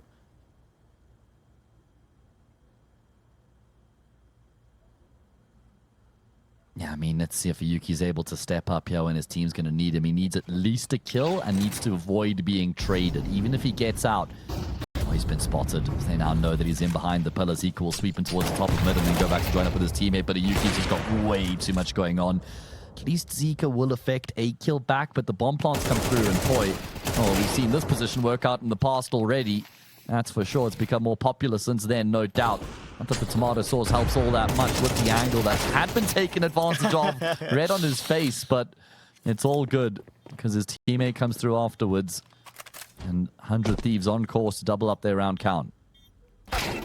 Oh, that's a bit of a brain fade from Gizmi, though. He thinks Macuse is saving. But Macuse has a kit, and he has wide swung him to oblivion as he looks away. Smoke on the bomb, pressure on device now. Macuse is holding this. What a steal this would be for Nuclear Tigers! No! Macuse is pulling off! Another one going awry.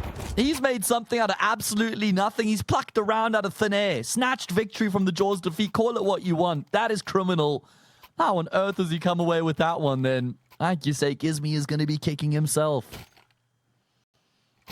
Oh, it's one of those little tiny brain fade moments when you take your eyes off the angle for no reason.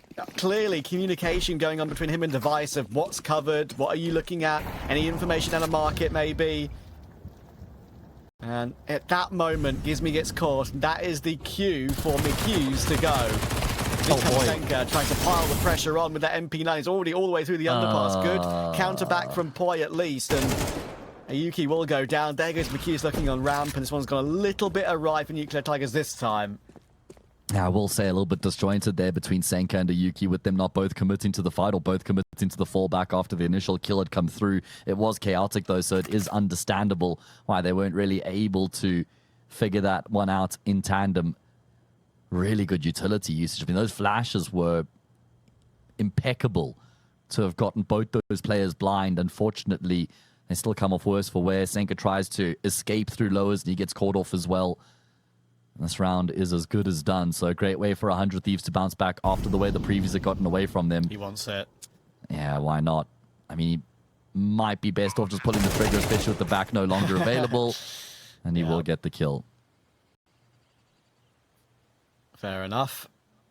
If that position was the same, that was a knife every day of the week, but better to confirm it after that move from Flauser. Zika trying to keep his orb. Will he be allowed to? He's already being pincered from CT. Gizmi will get that one too. Good work from 100 Thieves to bounce immediately straight back after such a frustrating previous round, losing it from nowhere.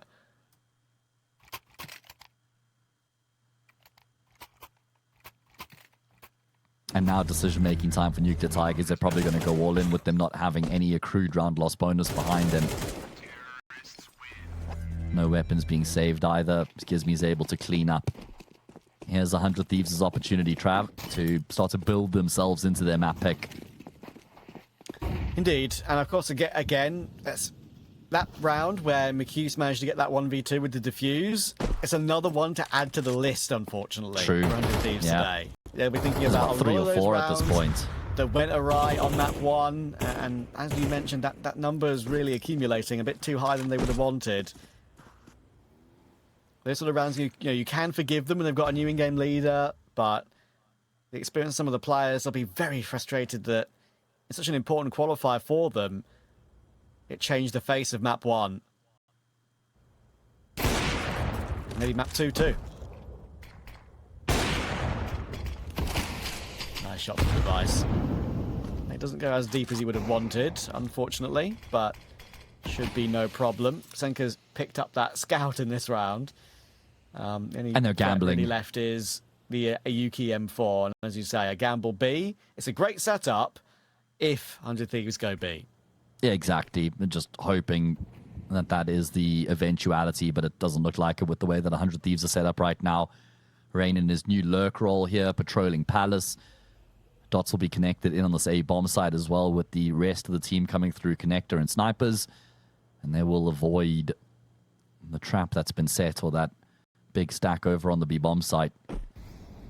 And it's okay. Nuclear Tigers aren't going to mind all that much, because it means that ultimately they'll just carry these 4 weapons into the next round, and even though it's going to be an eco, they'll have a decent bit of firepower to work with. Yeah, they'll be able to use it again in some way, shape or form.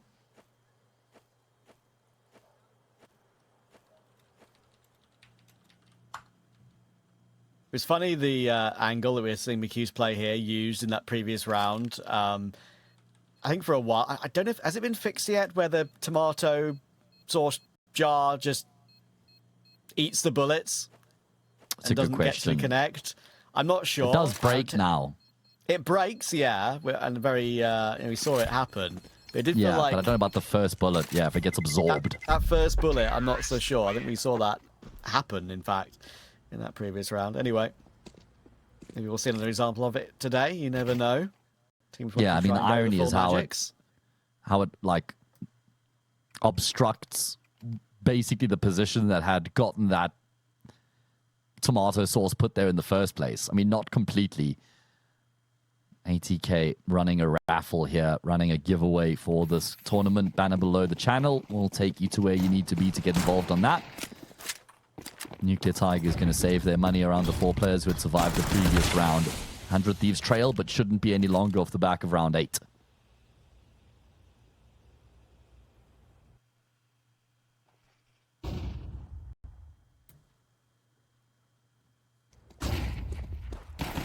Excuse me. Oh, I get caught by the flowers of 5-7, and there's a Yuki on device as well. That is the issue. When you have anything in a round like this for Nuclear Tigers, they can always do something to you. And look at this scout as well. Damage on Syrah down to 28. Rain at least answers back, and it does make it a 3v3. But look where Ayuki is. He's trying to keep hold of the bomb right now, all by himself. And that is not an easy feat when he now knows that Rain is a threat in spawn, and 2 players are about to press the distance on him from TV. There is one, but he's low on bullets, and poiii will get that trade quickly. Now Zika all alone. He's trying to track and trace, but you need a crazy play with his scout. Yeah, it's extremely unlikely, isn't it? I mean, maybe if they make their catwalk in towards the B bomb site, they could catch one off guard from apartments, but you'd almost have to hear them here to figure that out. Maybe he's going to try and get another gun here from all the bodies on the floor around TV room, but that means 100 Thieves can get in towards his B bomb site without any problems. I wonder if Zika's even inclined to just keep the AWP at this point, chasing ghosts at the moment. Has got a very good idea as to how they've pathed their way into a bomb site, but he needs a freebie here. Needs to catch one of these players completely off guard and then turn it into a 1v1 from there. He's going to have a potential chance to make that happen. Nothing on offer. Very good spatial awareness and positions being taken up here.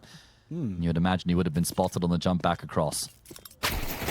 Yeah. Oh, I was going to say. Yeah, you can tell he's caught between 2 minds of what he wants to do there. Fall back or give it a look. It's only an opportunity, obviously, right? Slim one and gets caught in the end.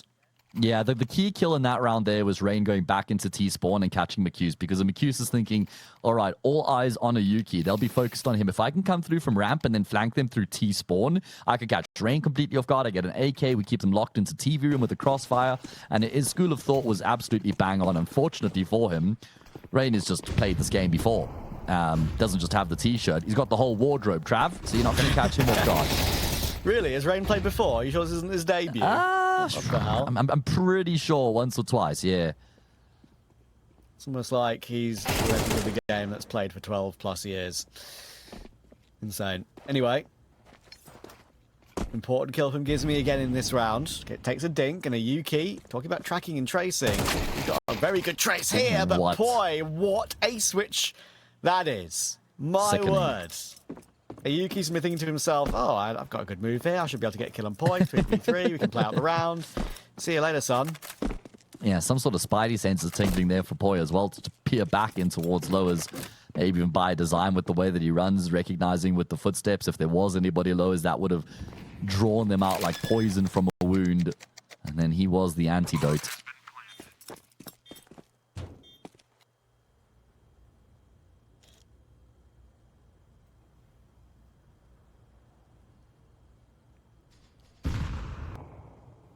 Houston Zeke are trying to keep hold of their M4s, all they really can do. 100 Thieves looking at how they've played this map recently. We mentioned there's some questionable losses for them, as well as Nuclear Tigers. It's kind of a 50-50 map for both in that sense, right? But if 100 Thieves are able to grind out a lead on T-side here, which is very possible, they're about to hit 5. Good team damage there. Rain was going to go in for the fight, funnily enough. I think because he gets dinked by poiii, he's like, okay, maybe poiii, you should go in instead. And poiii goes pays down. The prize. Funnily enough. Anyway, only a small factor, just trying to remove the M4. Talking about the numbers for 100 Thieves on the map. Only 10 times in 3 months they played it, and of course a lot of them are the Parkin lands online. They played the global finals for CCT as well. That's 3 months ago at this point. T round win percent overall pre-Gizmy, all these results are 39.3%. Yikes. And CT 63.3. Big discrepancy. But that, as I said, I'll say it one more time, pre-Jack von Spreckelsen. Is there a Von in there? I said Von. I thought it was. I know. I said, is there? I thought it was. Yes. Just Jack Spreckelsen. There is a Von in there somewhere. Yeah, when we have the names underneath the cameras before we go live, I just saw Jack Spreckelsen, so... Yeah. On HLTV, we have a Von. All right, there we go. Giving him his full sources. Full name, just like we have on our HUD as well when we come on screen. The full government The full Monty. Name. Yeah. All right, well, Nuclear Tigers have kind of fallen off a little bit here, considering they were up 4-1 at one point. Was looking pretty damn good for them to open up the second map. However, 100 Thieves have assumed full control. Half by here for the CT side. And this time, they've gambled correctly. Numbers stacked up in on the safe bomb site. Rain will emerge from Palace. He draws first blood. There's a lot more where that came from. And poiii is looking sharp as a razor blade right now. Again, great multi coming through from him. Might be able to add another to the tally in conjunction with Device. They will dispatch a Flauser. The Yuki's been spotted. That's all that they needed was the info on that final player's position. He'll drop a smoke grenade to give himself a little bit of room to play with. And through said smoke, you'll find the frag with the 5-7. Unfortunately, just never going to expect Zero to be that late activation from Connector, as 100 Thieves have guaranteed themselves a tied-up scoreline going into the second half at a minimum. Very solid. Very solid on their map pick so far. It was a very decent map for Monty as well, was Mirage, when Gizmy was at the helm of that team. And the main thing that was the talking point for that Monty roster was the slight overperformance / the redemption arcs for every single player on the team. I mean, every single one of them, without a doubt for me. But I would pick out mostly Afro and Bemis as two players who are out in the wilderness for a little while who looked amazing. The odds very much in 100 Thieves' favour now for our sake odds, and that is very fair. Knowing this is their pick, Gizmy, with the AWP picked up after losing Device in this round, will get one back. Oh, but he's being heard here. Senk is going to chase him down. He'll be beaten to the chase by the nade. Doesn't matter how they come as long as they get the kill. And Yuki finds poiii as well. Job not done completely just yet. Syrian unknown quantity Rain, I mean, he does a great job of opening up that A bomb site. The problem is that he's got the responsibility of going to go and pick up the bomb, so he can't really do a whole lot with that pick. Plenty time to play with here. As the Dane and the Norwegian look to combine in on middle.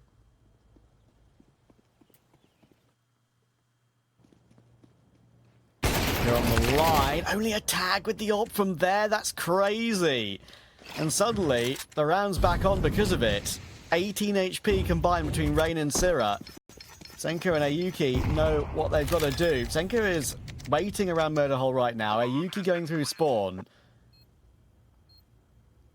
And Senka just has to wait. He has to wait for Ayuki to come and help out. But now there's such a massive unknown as to where Syrah and Rain are playing in this afterplant. Rain can be timing from this Ayuki flank. He was giving it a look for a second. But he's still watching it, and Ayuki doesn't pre-fire it.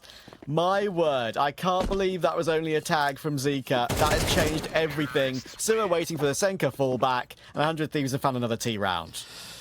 Yeah, great work coming through from them there. Some fantastic mid-rounding and decisions being made. There was a lot that had to go their way for them to figure that one out as well. Rain getting that kill on the A bomb site, then going back to recover the bomb, help his teammate out in middle, getting into A from there.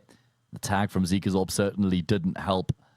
And then the awareness to consider the flank through ramp as well.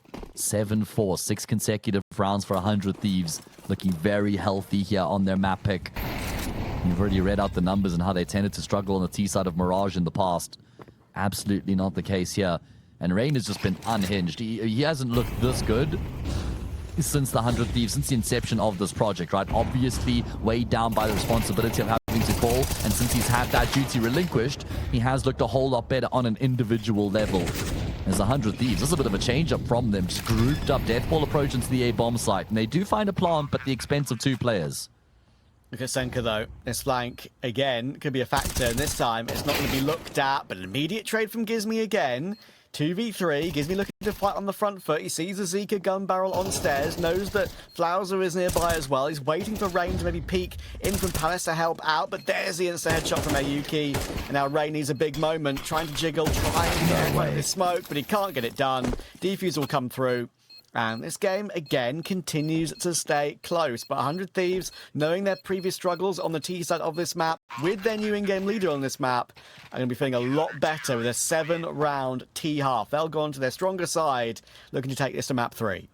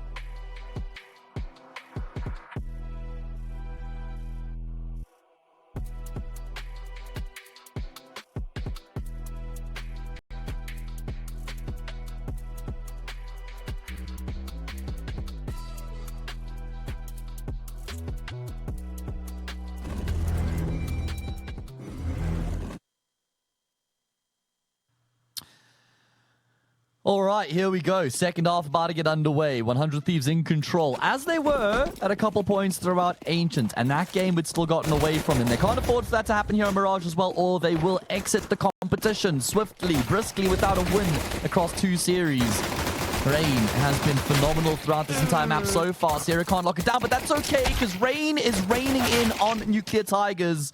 And he can't quite finish off the job, but you would imagine he has done enough for his teammates to see it across the line. And a classic bit of Senka madness at the end there with the leap across to try and get some favourable angle with the smoke up. But yeah, not going to happen. The fast A move from Nuclear Tigers deleted. And yes, that's one of the biggest things that deserves to be talked about, right? You mentioned how good Rain is looking. Feels like 1 he's enjoying his Counter-Strike, which is the best part for me. Secondly, talking in the interview after the win against Falcons, talking about him enjoying the challenge of this new hard lurk / hard anchor role he's in. As you said, it just revitalizes you when you have a new challenge. And I think that's the main thing. I know you can argue it's only Nuclear Tigers, but not an easy team to beat online. I think he's really feeling it at the moment. Oh, yeah. And I mean, it's not like this has been easy by any stretch of the imagination. I mean, these guys, like you say, are very dangerous on Nuclear Tigers. They can be giant killers. They're always a threat to the team above them if there's a team ranked higher than them. Especially in this qualifier, like there's no team that's completely vulnerable. They're all susceptible to Nuclear Tigers. As we do get reminded of our title partners here, Lorgar, who are the official desktop providers for the main event later on this year. Now Nuclear Tigers in a bit of a spot to bother. I think it's fair to say they were 4-1 up at one point. They've lost 8 of the past 9. And if they don't win this gun round here, I think the job is as good as done. Does feel that way. Zika will manage to win his duel. McHughes will find Syrah. And that gives Device some work to do in con, playing the corner near the smoke, which sometimes goes uncleared if they try and make their way through it. But with Ayuki finding poiii, there's no reason for Nuclear Tigers to press the issue too aggressively, too quickly when they've got 1 minute 13 on the clock. Don't just go through smokes willy-nilly, especially when McHughes is 2 HP. Yeah, I mean, check, they're just posting up, they're waiting. They know that the CT side are going to have to do something here to try and regain control in the round, and they've just been punishing those responses accordingly. Even Device going to go down in the corner. Flowers of great patience on the display, on display there. As Nuclear Tigers will get themselves a 6th, still a long road back, but there is a road back. They've found the path. Can they remain on it?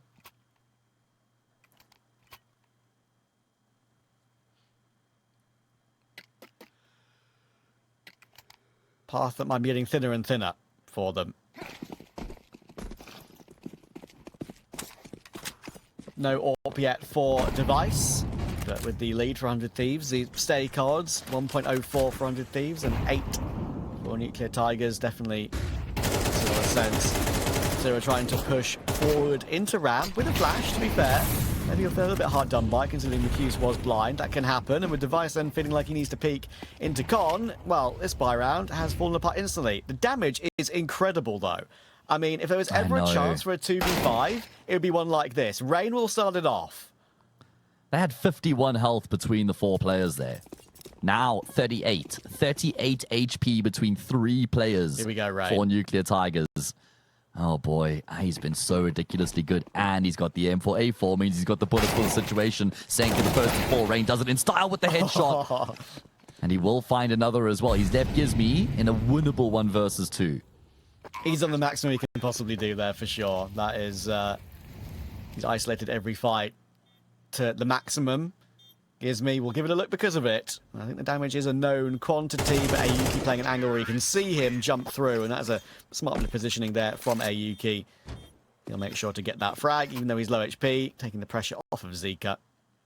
And Nuclear Tigers now have broken that 100 Thieves money. You know what, Matt? We were hopeful 100 Thieves can really build on the CT side quickly and early, knowing they've got a really good record on it previously, even when Gizmy was not on the team. I tell you what, I mean, I'm just not convinced we're not going to get a very close game again. I mean, it would be par for the course, but it would also be very ironic if this is how 100 Thieves went on to lose the map after a fantastic display on the T side of the map, and then not being able to get it done on what was previously a strong half for them. Big strength of theirs, the CT side of Mirage. And I'm looking at Device, Trav. I mean, he has just been a staple for 100 Thieves recently in the past couple of months. Not just weeks, we're talking months at this point. And he is yet to really get going here on Mirage, but he is now on the CT side, and I think he's one of the big reasons as to why they've had so much success in the defensive half of this map is because of how reliable he's been with the AWP. So I'm not going to get too concerned until we get to see him with that weapon in play. And then if it doesn't work out from there, then there's some real cause for concern. Central will add another Mach 10 kill to his ridiculous number. And we'll be farming up some dollar here on the Phil Eco. shout out to a few of you guys in Kick Chat. I see Kapow and Stop Dolan. You two are having a very mature conversation about these teams on the server. And we need more of that. We need more of that, 100%. Certainly a bit of an anomaly, considering the way that discourse normally goes. So, yeah, fair enough. No casualties in the round here for Nuclear Tigers. Can't finish my sentence. I was just about to say Device is tucked in the corner and he might be able to catch Flowers off guard. And he does. Okay, here we go. Device warming up to this occasion. Some extra damage inflicted. It'll be very difficult for him to actually save the AK from here with Senka creeping through the snake that lurks in the grass. Doesn't even continue to push. He just sets himself up in Broken Wall. Knows all too well that Device is probably going to try and save in on the speed bomb site. And he will be able to find that frag for free, scoop up the AK, be passing that to a teammate in the next round. Maybe even dropping the Yorp for Zika with how much money he's farmed.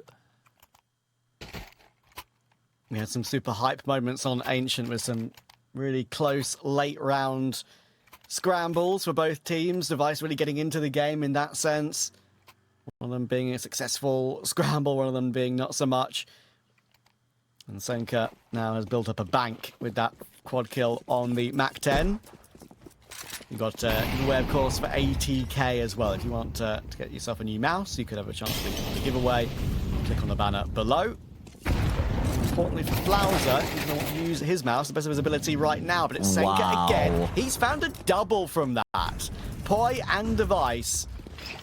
On the third-person POV, didn't get to see exactly how it panned out, but Sira and Sandwich got to do a lot of work to do now. He's a multi, he's got the 2, and he knows about the 3rd. We're coming into the 3v3.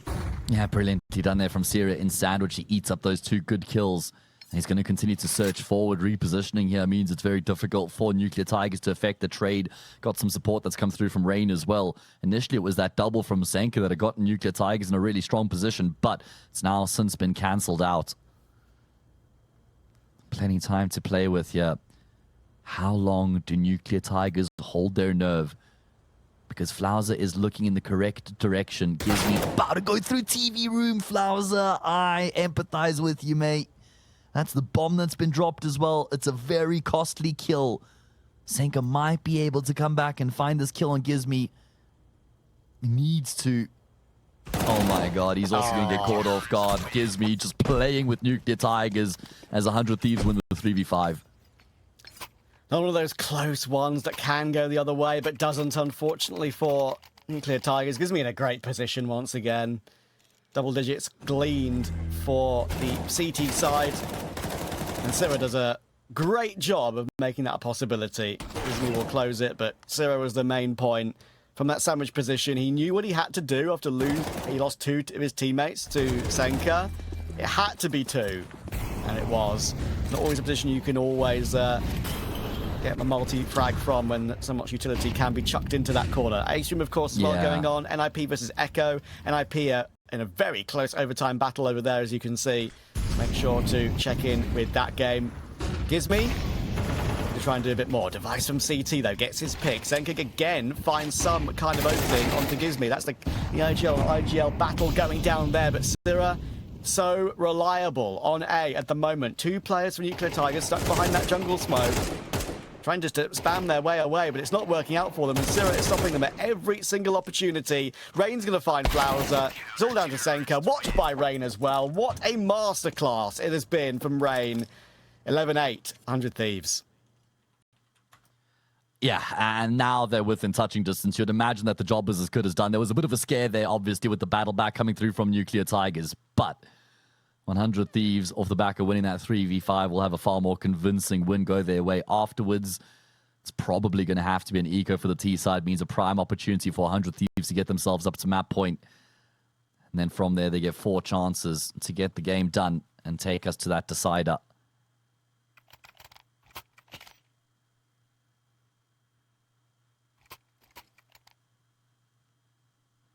I haven't seen McHugh say, oh, no, was that one maybe? One word?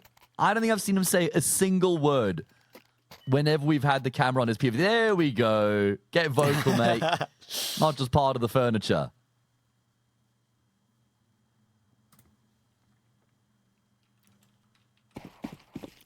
Fortunately for Nuclear Tigers, they might become furniture after this round because their buy isn't great. It's workable. It is a full force for them, but it's a classic case of if they lose it, 8-11 will become 8-12, and they'll be on a similar, if not worse, buy. Rain could be called into action again. Pushed up into the apartments. 18 kills in the map in his new hard anchor, hard lurk roles. Seems to be giving him a chance to thrive. Embracing the challenge, isn't he? Now moving back away, though. Taking the bomb back to top middle. Utility is enough for Nuclear Tigers to make the play they want to make, but enough sometimes. There's a few mistakes made and a couple of players that get caught. Won't be enough when they actually get onto the bomb site. Gizmy might try and spray the smoke in a minute. Could be a lineup if he gets one. There it is. Senka will go down. Ayuki eventually is stopped by Rain. And while they've made progress up into the site, getting further than that is difficult. Well, Flowser has deemed one. McHugh's finding poiii will give them something to work with. And Syrah now needs to push forward to help out Device. But Rain is still fragging in those apartments. And look where the bomb is. It's miles away from Zika. Galil 1v2 having to fight his way through for this one. He's going to have to go for both duels on that 12 HP. And look at Syrah, full control, going searching. Might have missed the timing somewhat, you know, which is a bit weird. Device could get caught off because of that fact. Problem is he's never going to expect Syrah at Broken Wall. Yeah, but the thing is, he gets this kill, and then Syrah will get the trade for free. And there we go. Yeah, I mean, unfortunate for Zika, and maybe unfortunate for Device as well. Gets sold down the river, but Syrah is ultimately at least able to come through and get the kill necessary to finish off the job. Yes, sir. And that should be enough to push 100 Thieves over the line now. Again, Nuclear Tigers, whenever they're in a disadvantage, they do invariably find a good way of recovering things. But once the information has been gleaned for 100 Thieves, then closing them is the more difficult part. As we've seen many a time, I think we might be throwing it back here to a faster B move. Senka lurking short relatively quickly. He's got space to move up into ladder room now. Let's see if these odds can hold on for what could be the final round of the map here. Gizmy will get himself one. Rain's in the right position. Only one of his own as well. Macton will run him down, but guess what? poiii is there as well. He finds one. Ayuki can get the bomb planted, but Device has found Zika, and that makes it very difficult for Ayuki to even move off the bomb site at all. And again, 100 Thieves do not go quietly. We are going all three. Yeah, I mean, it did look like it was maybe getting a little bit pear-shaped at one point there for 100 Thieves here on Mirage. I mean, they were kind of bossing the affair going into the second half, and then we see them start off pretty well in the second half as well. And then Nuclear Tigers, some sort of a flick was switched there, or a switch was flicked. That's the one. And they were battling their way back, and it was getting a little bit competitive, maybe a bit scrappy. For our second BO3 of the day on the B stream, obviously, as well. We don't just have this very fascinating series between 100 Thieves and Nuclear Tigers. We've got K27 versus Infinite in another elimination match over in Group A to come as well. That is a pretty tough one for Infinite, I think, with K27 showing such a great level as of late. We'll have to see how that one goes a bit later on. That's actually technically due to start in 12 minutes, but it'll be heavily delayed with this final map coming in here between these two. And we're now ready to get underway. The Mott and Stott podcast. I see some of you guys laughing in chat about our last names rhyming. It is a good one, isn't it? Will end for now, and we'll start to shout about the game instead. Hell yeah. Oh. Let's get underway, ladies and gents. By the way, to kickstart proceedings in the pistol round as well, McHughes, with a jump above the half wall to spot out what's happening on the other side, has rung Rain's doorbell. And now they're patiently waiting at that front door to be let in. In the meantime, they're being pursued from middle. So that's going to force their hand here, maybe a little bit more preemptively than what they would have liked. But Flowers will finish off what McHughes had started, and Nuclear Tigers have complete control. Yeah, it's a rude awakening for Rain to start map 3. The first glimpse you see of a player is a T player mid-air, and then you're down to 8 HP. Unlucky, Chief. And this retake is not a retake. They're only playing to contain, like you mentioned. And as we all know, every bit of money does matter on the CT side. Every extra $50 makes a difference for the possible force that could come through. It's a good click from Gizmy. Zika will find him in the end. Long range for the poiii USP, which doesn't have the silencer on it, by the way. He's just trying to be cheeky with that. Is it Monazi who did that a couple of times to great effect in big tournaments? I think so. Nuclear Tigers will take the T-pistol. Yeah, I'm a little bit surprised that 100 Thieves didn't actually pad up the defense on the B bomb side after Rain had been dinked. Instead, they decided to try and fight down middle, and sure, that yielded them a kill, but it also just forced the hands of Nuclear Tigers to get in towards that B bomb site. And realistically, Rain was never really going to be able to do much from that position, so yeah, made life a lot easier for the T side to just get that one kill on the low health player, get side control as a result, and finish off the job from there. It was the CT side that looked a little bit shoddy for 100 Thieves yesterday against NIP. They were 8-4 up on the half, and they won the map 13-10. So 11 rounds were played in that second half, and they won 5 of them on their CT side. So I reckon that's something that Nuclear Tigers will be eyeing here, trying to emulate that success NIP had on their T side against 100 Thieves as well.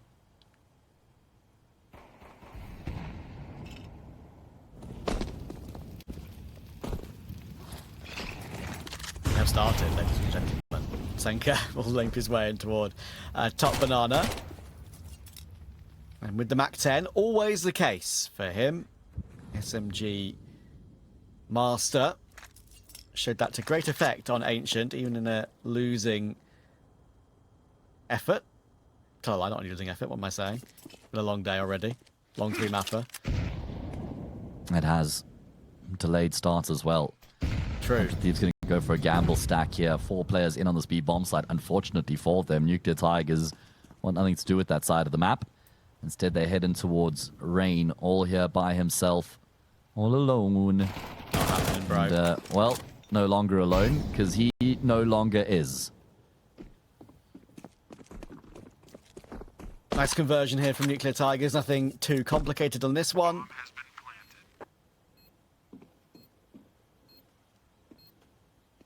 And keeping all their players alive in the second round would be something very nice to have, because that will give them freedom to really make a different decision when the full gun round comes about. Thing is, it won't be a comfortable second round, because with the 3 MP9s being saved and the Deagle on Gizmy, pretty much going to be exactly the same round again for 100 Thieves that Nuclear Tigers will have to counter. And we've seen them win this exact round already in this series.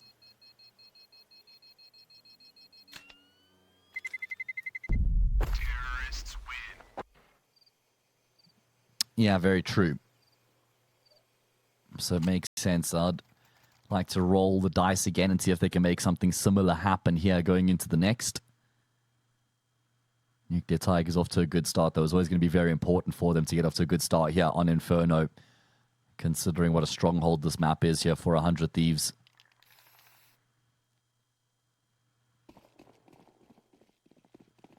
Bit of a roller coaster ride for 100 Thieves, obviously losing against NIP yesterday, then winning against Falcons in a scintillating 3-mapper, losing map 1, winning map 2, and then making a ridiculous comeback on Anubis, which used to be their permaban, hilariously. Coming back from a 9-3 deficit to win that in regulation. And that roller coaster ride could continue, Trav, if they get eliminated from the qualifier here by Nuclear Tigers today. Just going from lows to highs and back to lows again. And that can be the unpredictability of playing with a new in-game leader and just trying to find any semblance of consistency from anywhere.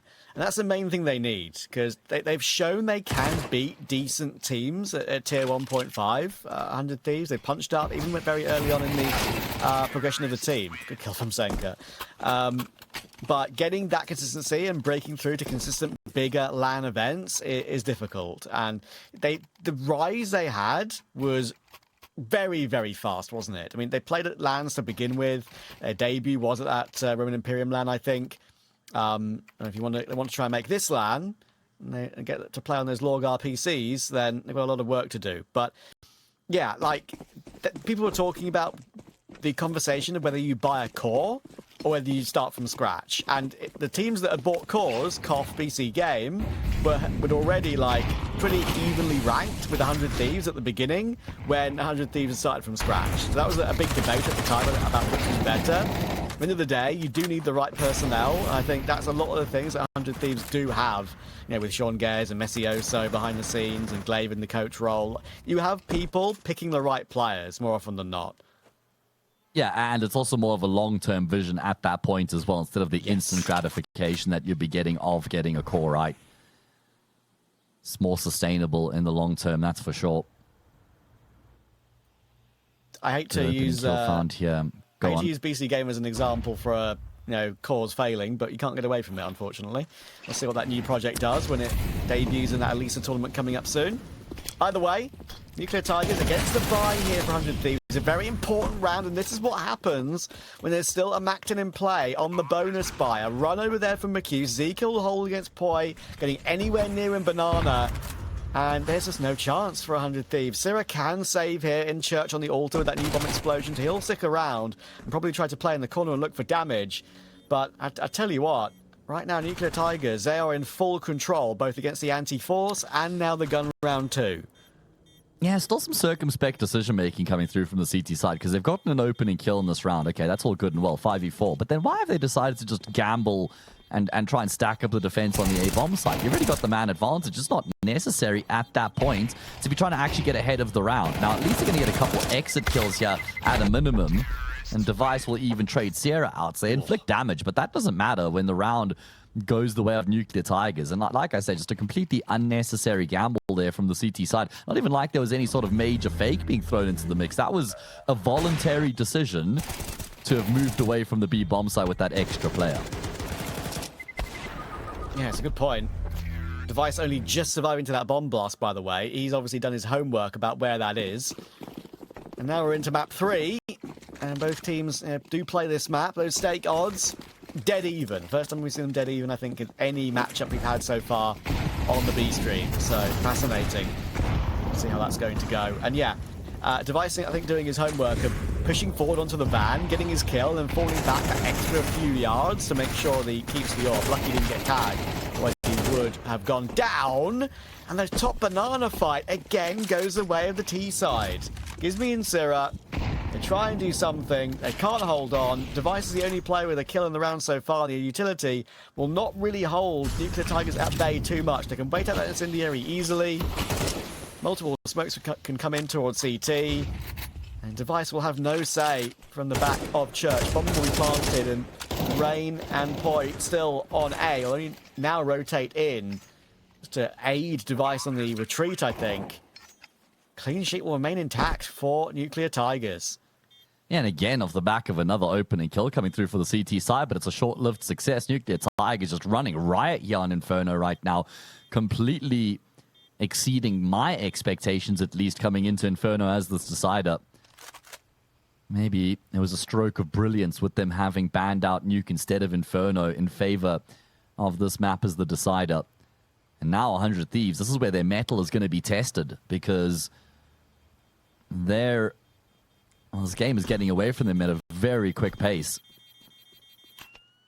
Yeah, it's very, down very 0-5. Yeah. To come back from that scoreline. 0-5, CT side. You basically can't afford a mistake the rest of the half, because coming back from 4-8, 3-9, it's possible, but they haven't even got one yet, and that is the biggest worry. Senka just doing, again, God's work with how he knows his angles top banana, being a nuisance with the SMG. And we always talk up Senka's expertise with those weapons, but what he does nearly every single time is that he'll buy the MAC-10, he'll buy the MP9, but if there's an M4 or AK available for free, he'll always take it. And as you can see now, he's got the M4A4, now he's got a free upgrade, and that is why he's the bank of this team. Absolutely. The think tank and the bank. They've had a lot of success in towards the top of banana throughout this half so far. Nuclear Tigers, they're going to try and make that happen again. 100 Thieves not going into a shell. Unfortunately, Sierra showing another opening kill here for 100 Thieves, but he's been ticked down to the molly. He's very low on health, so that will finish him off. Oh, and Gizmi, I mean, he's got an incendiary prime. I think they're going to get ahead of this. Yeah, this incendiary is really deep right now. They know they've got him locked in towards CT spawn. He gets spotted as the smoke blooms, but it's actually Gizmi who wins that duel. Surprisingly, and he's now down to, what, a single point of health. He is a very lucky man right now. Man advantage for 100 Thieves as they look to get things going here on the CT side of Inferno. Gizmy could be killed by a flash or a smoke right now. It could even be bottled. But thankfully for him, firstly, there's only a smoke left on Zika. And secondly, Rain gonna spam kill through that smoke to give them a chance at this retake. It's one of these rounds that can go awry, but this is non-negotiable for 100 Thieves. You've got to find the win in the 4v2. Get available on poiii, they can afford to take their time. In comes to push through. Ayuki's all alone, but they will find him. 2 for Ayuki. He did manage to get that one bullet onto Gizmy, but Device will pick up that kit and get that defuse in, and 100 Thieves are finally on the board on the decider. Yeah, good job from them there. I mean, it was certainly a little bit tense, but able to make it happen. This time they continued to chip away at Nuclear Tigers as they got onto the bomb site. It's not like Nuclear Tigers had full control and could set up in post-plant positions of their choice. Not nearly as comfortable for them. It's got to be the start of something here for the CT side. Absolutely can't afford for that to just be around in isolation. Got to be where they start to build themselves into this half here.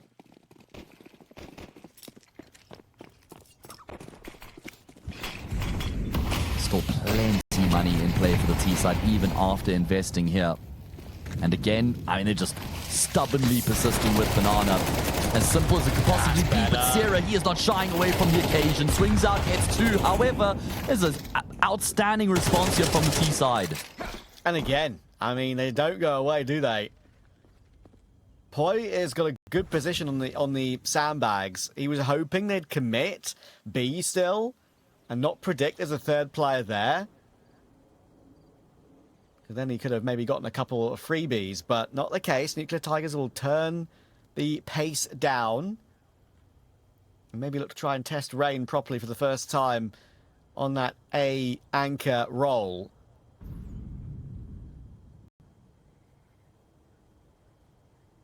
Yeah, I mean, he's kind of just not had much to do so far. Head in his direction. Great position being taken by him in the corner. And it is a position that you're fully committed to. You're not able to get out once you get that initial kill. You've got to stand and bang. It's exactly what he does. Finally, something for him to do. And he welcomes the opportunity. 2 kills found. And it should be the round. Zika saw a glimpse of him as well and knows that pushing up with the AWP, this is just an awkward place to be. In comes the flash from Device, Ray and Device in tandem, perfection. And that's 2 in a row. And I mentioned about, coming back from 0-5 behind. You always have to do that the hard way. And especially with how many rounds Nuclear Tigers, as you rightly pointed out, they won with good amount of players alive. Another buy can come in here for Nuclear Tigers. And 100 Thieves are having to break Nuclear Tigers' money down round by round. Not an easy way to come back. It's not like the rounds were close and they were limiting the money well and they can get Nuclear Tigers on an eco at this point. If they find 3 in a row and can finally put them down to a low purchase, there's something to shout about for the CT side. Absolutely. Very promising signs coming through from both these teams. Initially Nuclear Tigers and now 100 Thieves able to find some success, and the T side just continue to persist. So stubborn with their pursuits of Banana. Sierra low and health will be dispatched off by Senka. Device now that last line of defense. Surely just going to be a smoke grenade to block him off here. Does Device respect it is the question. There's an AK on the ground looking to try and potentially take matters into his own hands. Util combo enough to keep Nuclear Tigers at bay, which is going to buy some time for Rain on this rotation, or at least rather the flank. Trying to make something happen there on the spam, but Ayuki will get his kill on Rain. And now Device trying to work his way back in. He's got vision over the molly and space to push forward, but 2v4 with Makusa's position, you just can't go through that. Simple fact of the matter. Makusa's even holding a wider angle to catch him fall back. Be a very quick shot if he's able to get the headshot on that line, to be fair. There's the information. Device is on that line as Makus drops down, but Makus is better on it. And poiii is going to have to Scarpa. 6 on the board for Nuclear Tigers. Guaranteed a tie on the half. Trying to push 100 Thieves to elimination from StarSeries 20. Yeah, and 100 Thieves are trying to figure out what the solution is to try and deal with this onslaught from Nuclear Tigers in Banana, because it's just every single round that they're immediately looking for that control. And 100 Thieves have just been keen to try and meet them in Banana and say, all right, we're keen. We're going to stand and bang. We're going to clash straight into you and see who comes off second best. And it's worked out quite well for Sierra in the past couple, to give him credit, but Nuclear Tigers not shying away. Great util usage in both directions coming through from these two teams. Yeah. You want to get yourself involved in our giveaway? Below the stream, click our panels and maybe you can get yourself a mouse with ATK. And talking of standing and banging, apparently I'm an enjoyer of that, according to someone in chat. News to me, man. News to me. Yeah, probably not the first few words I would have used to describe you. Yeah, we all know Trav likes it lying down. Anyway, listen. There's low-hanging fruit. You know, sometimes the fruit falls on the floor. You still got to pick it up and eat it, man. That is true. Sometimes I do have to put a handle on my good man Hayes on occasion. That's why we keep each other in check, man. Checks and balances. Exactly. All right, utility will be dropped over toward B to maybe sack that in banana. 100 Thieves again. They know they need to fight. And that's a lovely opening pick from Device. So Yuki trying to leap his way forward to take deeper mid-control. Device is ahead of the util.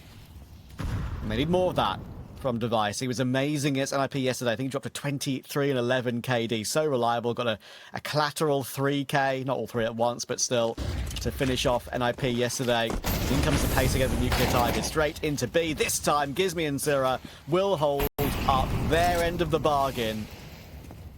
And Zika and Flowser are left floundering. Yeah, Nuclear Tigers do not care one iota about being predictable right now. They're like, you can stack all 5 players B, we're going to be coming there anyway. And I mean, I wonder how much that's down to limitations in terms of their playbook with them not having played much Inferno lately, or if this is just part of the game plan. Just turn the team into a battering ram here on the T side of Inferno. 100 Thieves being tried and tested, and for the moment, they're still keeping themselves in the contest, but this was an extremely important round for them to win, right? Because if they'd lost this one, 7-2, no money, it could spiral out of control. But they've kept Nuclear Tigers within arm's reach for now.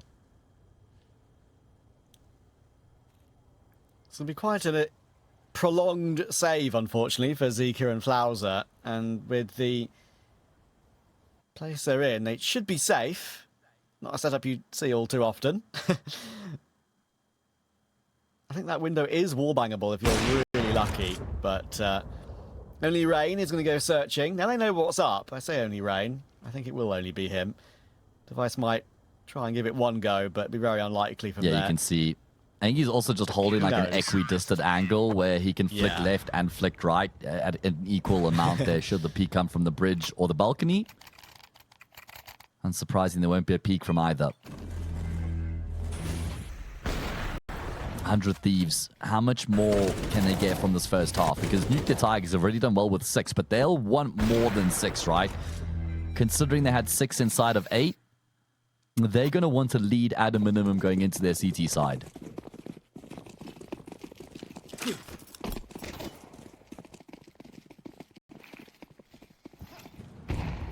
Syringa's going to fight for Banana again. They're going to push down a little bit further on this occasion, and as you can see, something happened. Trade from poiii, and with the fact they know Gizmi's usually the B player, they'll know, even though it's pretty common, that they've started 3B, and because of that, Flowser has looked for a gap, and he's found that gap to perfection. Beautiful, assertive move from the youngster, the highly rated youngster on Nuclear Tigers, and you're absolutely right, a singular kill, really. Sure, Senka's is impactful on B, but this is the one that matters. Rain can't hold on alone, and Nuclear Tigers are guaranteed a lead. Yeah, and that's why it's always obviously very important to have a system in terms of your protocols and your approach and your fundamentals and your identity as a T-side in Counter-Strike. But there's got to be moments where individuals have the freedom to break out of the mold when they recognize an opportunity that's presented itself. And that's exactly what Flowers has done there. He's read the situation and he's thought, you know what, I think that I can actually catch this A player off guard. Like you said, reading the kill feed, figuring out the way that 100 Thieves are most likely to be set up, and then acting accordingly, backing his gut, trusting him and being trusting himself and being trusted by his teammates to make plays in those sorts of situations. And really how you enable your teammates to do those sorts of things is it's not when it succeeds you give them credit. It's when they fail that you don't scold them and then force them to shy away from those sorts of situations in the future. And it's great to see that the youngster Flowser has been given that sort of leeway, been given that extension on his leash by Senka, and it's won them around in a really important moment in the first half of the decider. That's why Flowser has been the highest rated player on the team in terms of not just his rating. On occasion, it's been pretty even between him and Zika in the history of this roster, but also by the community. He's always been on the HLTV prospects list. He's been talked up by a number of figures in the scene. And it feels like we've kind of covered him from day one. We even interviewed him for a couple of Nodwin tournaments as well, and seeing he's got pretty good English. So who knows? Maybe one day we'll see him in an international project even. Odds are favouring Nuclear Tigers now from the stake prediction on the right of your screen, 1.42. So they're in pole position.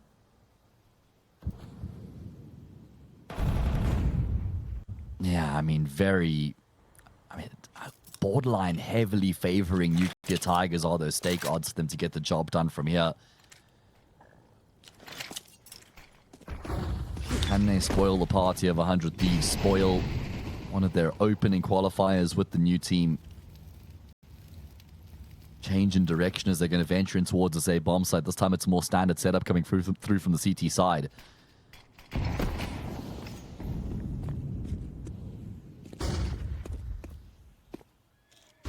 Device is going to go back to hold long, but this is not an easy angle to hit, but it is easy if McCuse shifts into it.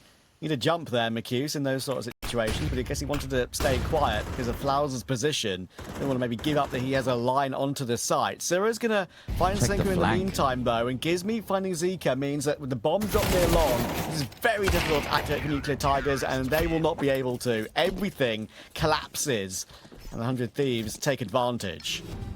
Yeah, something 100 Thieves have recognized here on Inferno is that Nuclear Tigers just straight up playing numbers-based Counter-Strike, and they're playing extremely direct Counter-Strike, which means that as soon as you get some intel as to where they're set up and where you're hearing steps and utility and spams, there's probably nobody on the opposite side of the map. And we've seen that from 100 Thieves when Nuclear Tigers have tried to go B, up banana.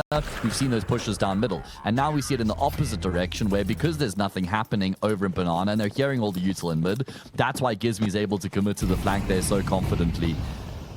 Nuclear Tigers just kind of stalling out in that previous round. They've done well to at least get themselves a lead at a minimum. A 2-round buffer going into the second half, but can they go one step further? Can they double up their scoreline on their opponents before they have to play out that defensive half?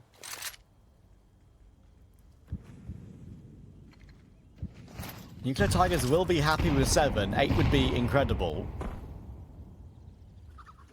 Invariably, they have been given top banana or fought for it and won it. McHugh can be burnt out into the open, though, and that is not comfortable for him. He's being prepared to be flashed in, but the molly just forces his hand earlier than Nuclear Tigers would have wanted. But again, this is what I'm talking about. They're so difficult to predict. Gizmi's now got a big job to do. Ayuki will go down. Doesn't know if he's being rounded on from above, and he absolutely is, but he does find one more before dropping. That is big. And it's Rain and Device against a new in-game leader to the Tier 2 space in Senka, trying to push to that Tier 1.5 and make a land like StarSeries, a Tier 1 tournament. And Flowser, as another star for the future, will put down a star of the past and the present in Device. And now Rain, he's got a line on the corner of the smoke, but getting in and getting that bomb defused is not going to be easy. A tap can come through. He's making a lot of noise now, though, and Flowser will not be over-peaking this one. A jiggle, in comes a swing. Senku was in position as well to trade if necessary, and Flowser holds on 8 on T for Nuclear Tigers. Do the Tigers bite harder than the Falcons peck? I think they do. See you in a minute.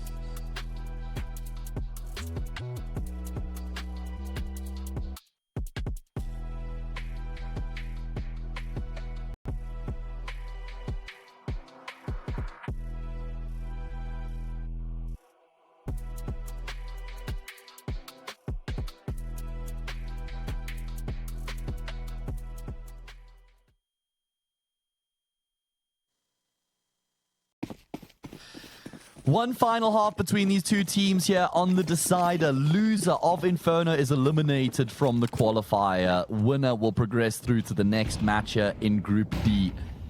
Nuclear Tigers in pole position, in control in the driver's seat, however you want to describe it. They're just 5 round wins away from eliminating 100 Thieves from the qualifier altogether. What a crazy result that would be, especially after how Nuclear Tigers looked yesterday. That's the big factor for me. All right, here we go then. One more half in this. Senka. Oh, a lovely click on Sira, looking to battle for more. That's one thing you can guarantee with Senka. He'll battle for more when he doesn't need to or when he has to. Either way, he'll always try and fight. And that one might be a little bit too far because now the B-bomb site is open. And the thing is, like, mate, you're the only player on that bomb site, and Rain is hearing them all. Yuki will go back to check for him, though, and he's gotten the info, but he's paid for the info with his life, and Rain ain't going to be peeking out. Eventually, Zika will be able to force the fight, but he's been chipped away at, brought down to 25 health and device. This is so cheeky from him on the other side of the smoke grenade. Clean kill on the first, able to get the second. Sure, Zika will trade, but there's no way for Zika to win the round from here. And, I mean, I know that that is the style of Senka, but it's a very costly death for his team on the repeat there after having gotten the opening kill. I think nearly every single in-game leader in maybe even tier 3 to tier 1, after you get one click in banana like that, knowing you can fall back and play time, you would.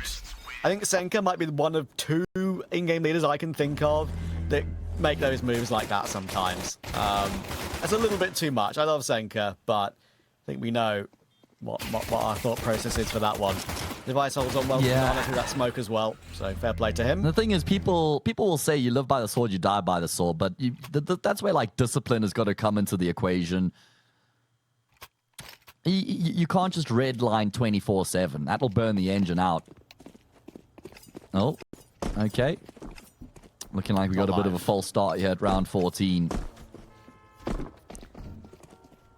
100 Thieves do exactly as was required of them by winning that second half pistol. Well, I mentioned something I saw in our 1 minute 30 break. I refreshed Twitter and see some of the results going on in Blast, right? The bomb explosion update. The big conversation about the bomb explosion update, on Inferno in particular, is that you, 1, can't save in pit anymore if the bomb is planted anywhere on A. 2, you can save in church when the bomb is planted B on the altar, even though you're right next to the bomb explosion. But 3, I didn't expect. I've just seen a clip from the game at Blast where 3 T players, 2 of them being 100 HP, are in CT spawn. The bomb's planted A. There are plenty of walls between them and the bomb plant, and all 3 Ts have died, which is crazy. Wow. I mean, it's just inexplicable, and that's the problem. All we want is some consistency, right? And that is the furthest thing from it, with how you just described some places that you can save safely, but not in CT when the bomb's A. Yeah, I can't quite wrap my head around it at the moment, to be honest. I know, it is a weird one, isn't it? Oh well, we'll keep figuring out. I'm sure it'll keep getting tweaked with by Valve. It tends to be how they go about things. A-Stream currently going down for our StarSeries qualifier as well. Echo 12-6 up on NIP on map 2. NIP did win map 1 in overtime, but Echo in full control of that map 2. And Matt, I'll give you the credit. You said yesterday you feel like Echo, on the form we saw against Nuclear Tigers, they could do something against NIP, and maybe a map 3 is your prediction coming true. Yeah, exactly that. I felt like there was a good chance they could make something happen and it wouldn't just be a wash before the game had even begun. Either way, we're underway here once again on this decider. Force buy back for Nuclear Tigers. Failing this would spell an 8-7 scoreline. Game straight back on at that point. Gamble stack being employed though. 4 of the 5 over towards A. He's going to set up his molly. The banked one for under the balcony. Flowser in long is the main player that 100 Thieves have to worry about at the moment when that smoke will fade. They've got a lot of progress, to be fair. Syrah is still faking B as it stands, but they're not biting on that as usual. Senka just waiting there to glean information. Then comes the push through into 2 players pit, 1 player long, and Flowers to come and help out later. But Rain and Gizmy will do well. 1 kill apiece. Seeker deleted 2. Even though Flowers will find his 1, he'll need another, and Device will hold on to that. Senka will shift away with the recovered Scout, but that's all he's going to have, a Scout and dualies. 100 Thieves building into their T side. Yeah, very nicely scaled forward there from 100 Thieves with how much ground they're able to gain before Nuclear Tigers even knew what was going on, which is kind of a little bit maybe like weird or even concerning because Nuclear Tigers had 4 players leaning in towards that A-bomb site, but once 100 Thieves kind of show their hand, it's just too late. They explode all over that A-bomb site. They get 2 kills very quickly to open up the site. Nuclear Tigers just never really even able to make much of a mark there or leave much of a dent on 100 Thieves. So that will close the gap to 2.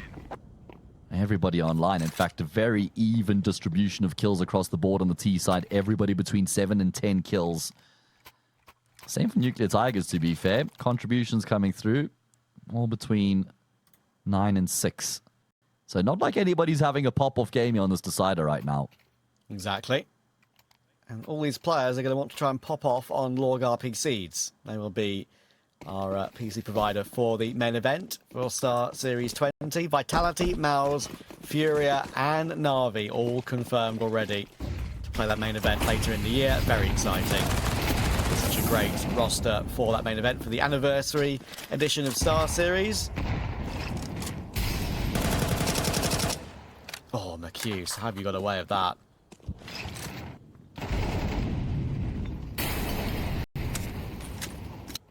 Yeah, good question. That love damage at a minimum here just to try and chip away at the finances of 100 Thieves.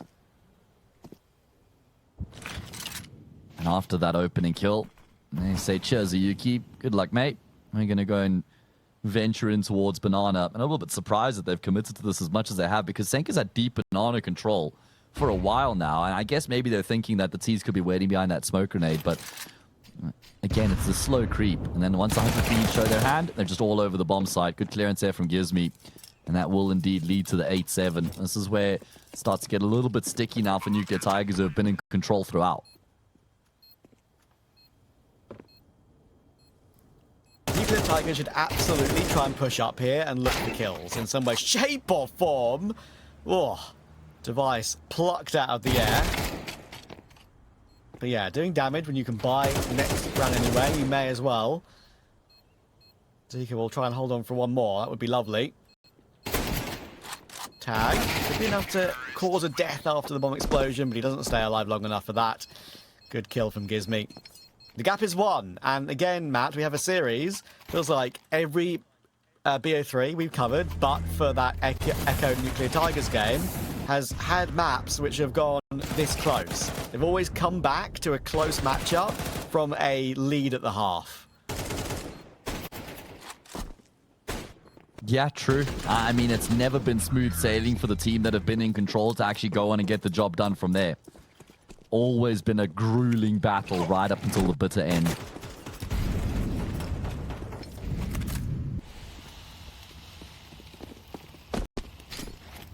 Don't forget also, What has this one got for us? you can use code STAR35, deposit $20 and get $5 extra for 5 days. Or was it 7 days? Might even be more. Might be that generous. 7 days. There you go. 7 days. 5 days is the length of the qualifier. Giving you 2 Yes, extra sir. days, because we're kind like that. Push up top middle right now for poiii. And he wants to try and fight for it, but there'll be counter-utility coming his way. And they're set up for Nuclear Tigers as this time the Zika AWP on that balcony, or under that balcony position. And that Molotov is designed to push him away from that. Checkpoint to checkpoint for Zika. Play from there, then fall back to the corner of the A-bomb site. Will be allowed to even get an opportunity in this situation. They've got a Yuki over in pit. Flowers are still on long. And poiii is looking to take that space. Oh, check Senka up towards the top of Banana. Got a hell of a job to do. I think he's just standing out in the open. He'll go down to Sierra. At least Flowers finds a kill back, but there's just so much pressure now mounting on Macuse. Flowers has done exceptionally well to have found a second kill through the smoke. Macuse will uphold his end of the bargain. Great kill. And then he's happy to concede control of the bomb site because he knows we'll just play the numbers advantage from here on the retake. Do Device and Gizmy have anything in their back pocket There's one from Gizmy. This makes it awkward for Zika, with the AWP having to trade it. He's having to wait for Gizmy to move back and take his attention away, but it's not an easy kill when this sort of movement is coming through, but he takes his time, holds his nerve, really well done. Now Devices do it all, but he's going to get flanked out by McHughes. And no chance on that occasion for 100 Thieves. Nuclear Tigers will assert themselves and get a start on their CT side. Yeah, it's a bit unfortunate there for Gizmy because he goes back to check top and on after having gotten that initial kill. Meanwhile, I thought Echo would have got it done on map 2, but NIP are fighting back, by the way, about to be 12 all there. Anyway, point I was making is that Gizmy was a bit unfortunate because he tries to check top and on and he thinks that he's cleared it out the entire way through. He doesn't realize that Zika's actually hugging the wall. Zika tracks and traces. Device, he gets a kill from Coffins, but McHughes comes through afterwards. McHughes really baits Flowers there, to be fair, but he'll come away with the kill, so that's all right. And that means Nuclear Tigers have kept daylight between themselves and 100 Thieves. 4 rounds away now. Yes, sir, and it feels like only a second ago I looked at that scoreline, it being 12-6 to Echo, and now a great chance of overtime for NIP. Crazy. We've got one more game coming up on our B stream as well after this one. Overdue, 25 minutes overdue due to how long this series has gone. K27 versus Infinite waiting in the wings to do battle, and we do favour K27 pretty heavily in that matchup. It'll be the first time I'm covering Infinite since they've added Vault to the team. I think we covered them at a previous local LAN tournament, right, over in Portugal. But that was before that change. So it should be fun. We've got to finish off here and see who, unfortunately, is going back to bed. And maybe it'll be 100 Thieves. The boost is seen by Senka, and he sprays them both down. And of course, Senka being Senka, he will not fall back until it's absolutely necessary. Oh, I mean, definitely got that Russian blood in it, Trav. Never fall back, never surrender. My goodness. Just constantly looking to fight forward. Not content with the 2 kills to open up through the smoke. Every other team banks the 5v3 and they just bunker down on the bomb site. Not Nuclear Tigers, baby.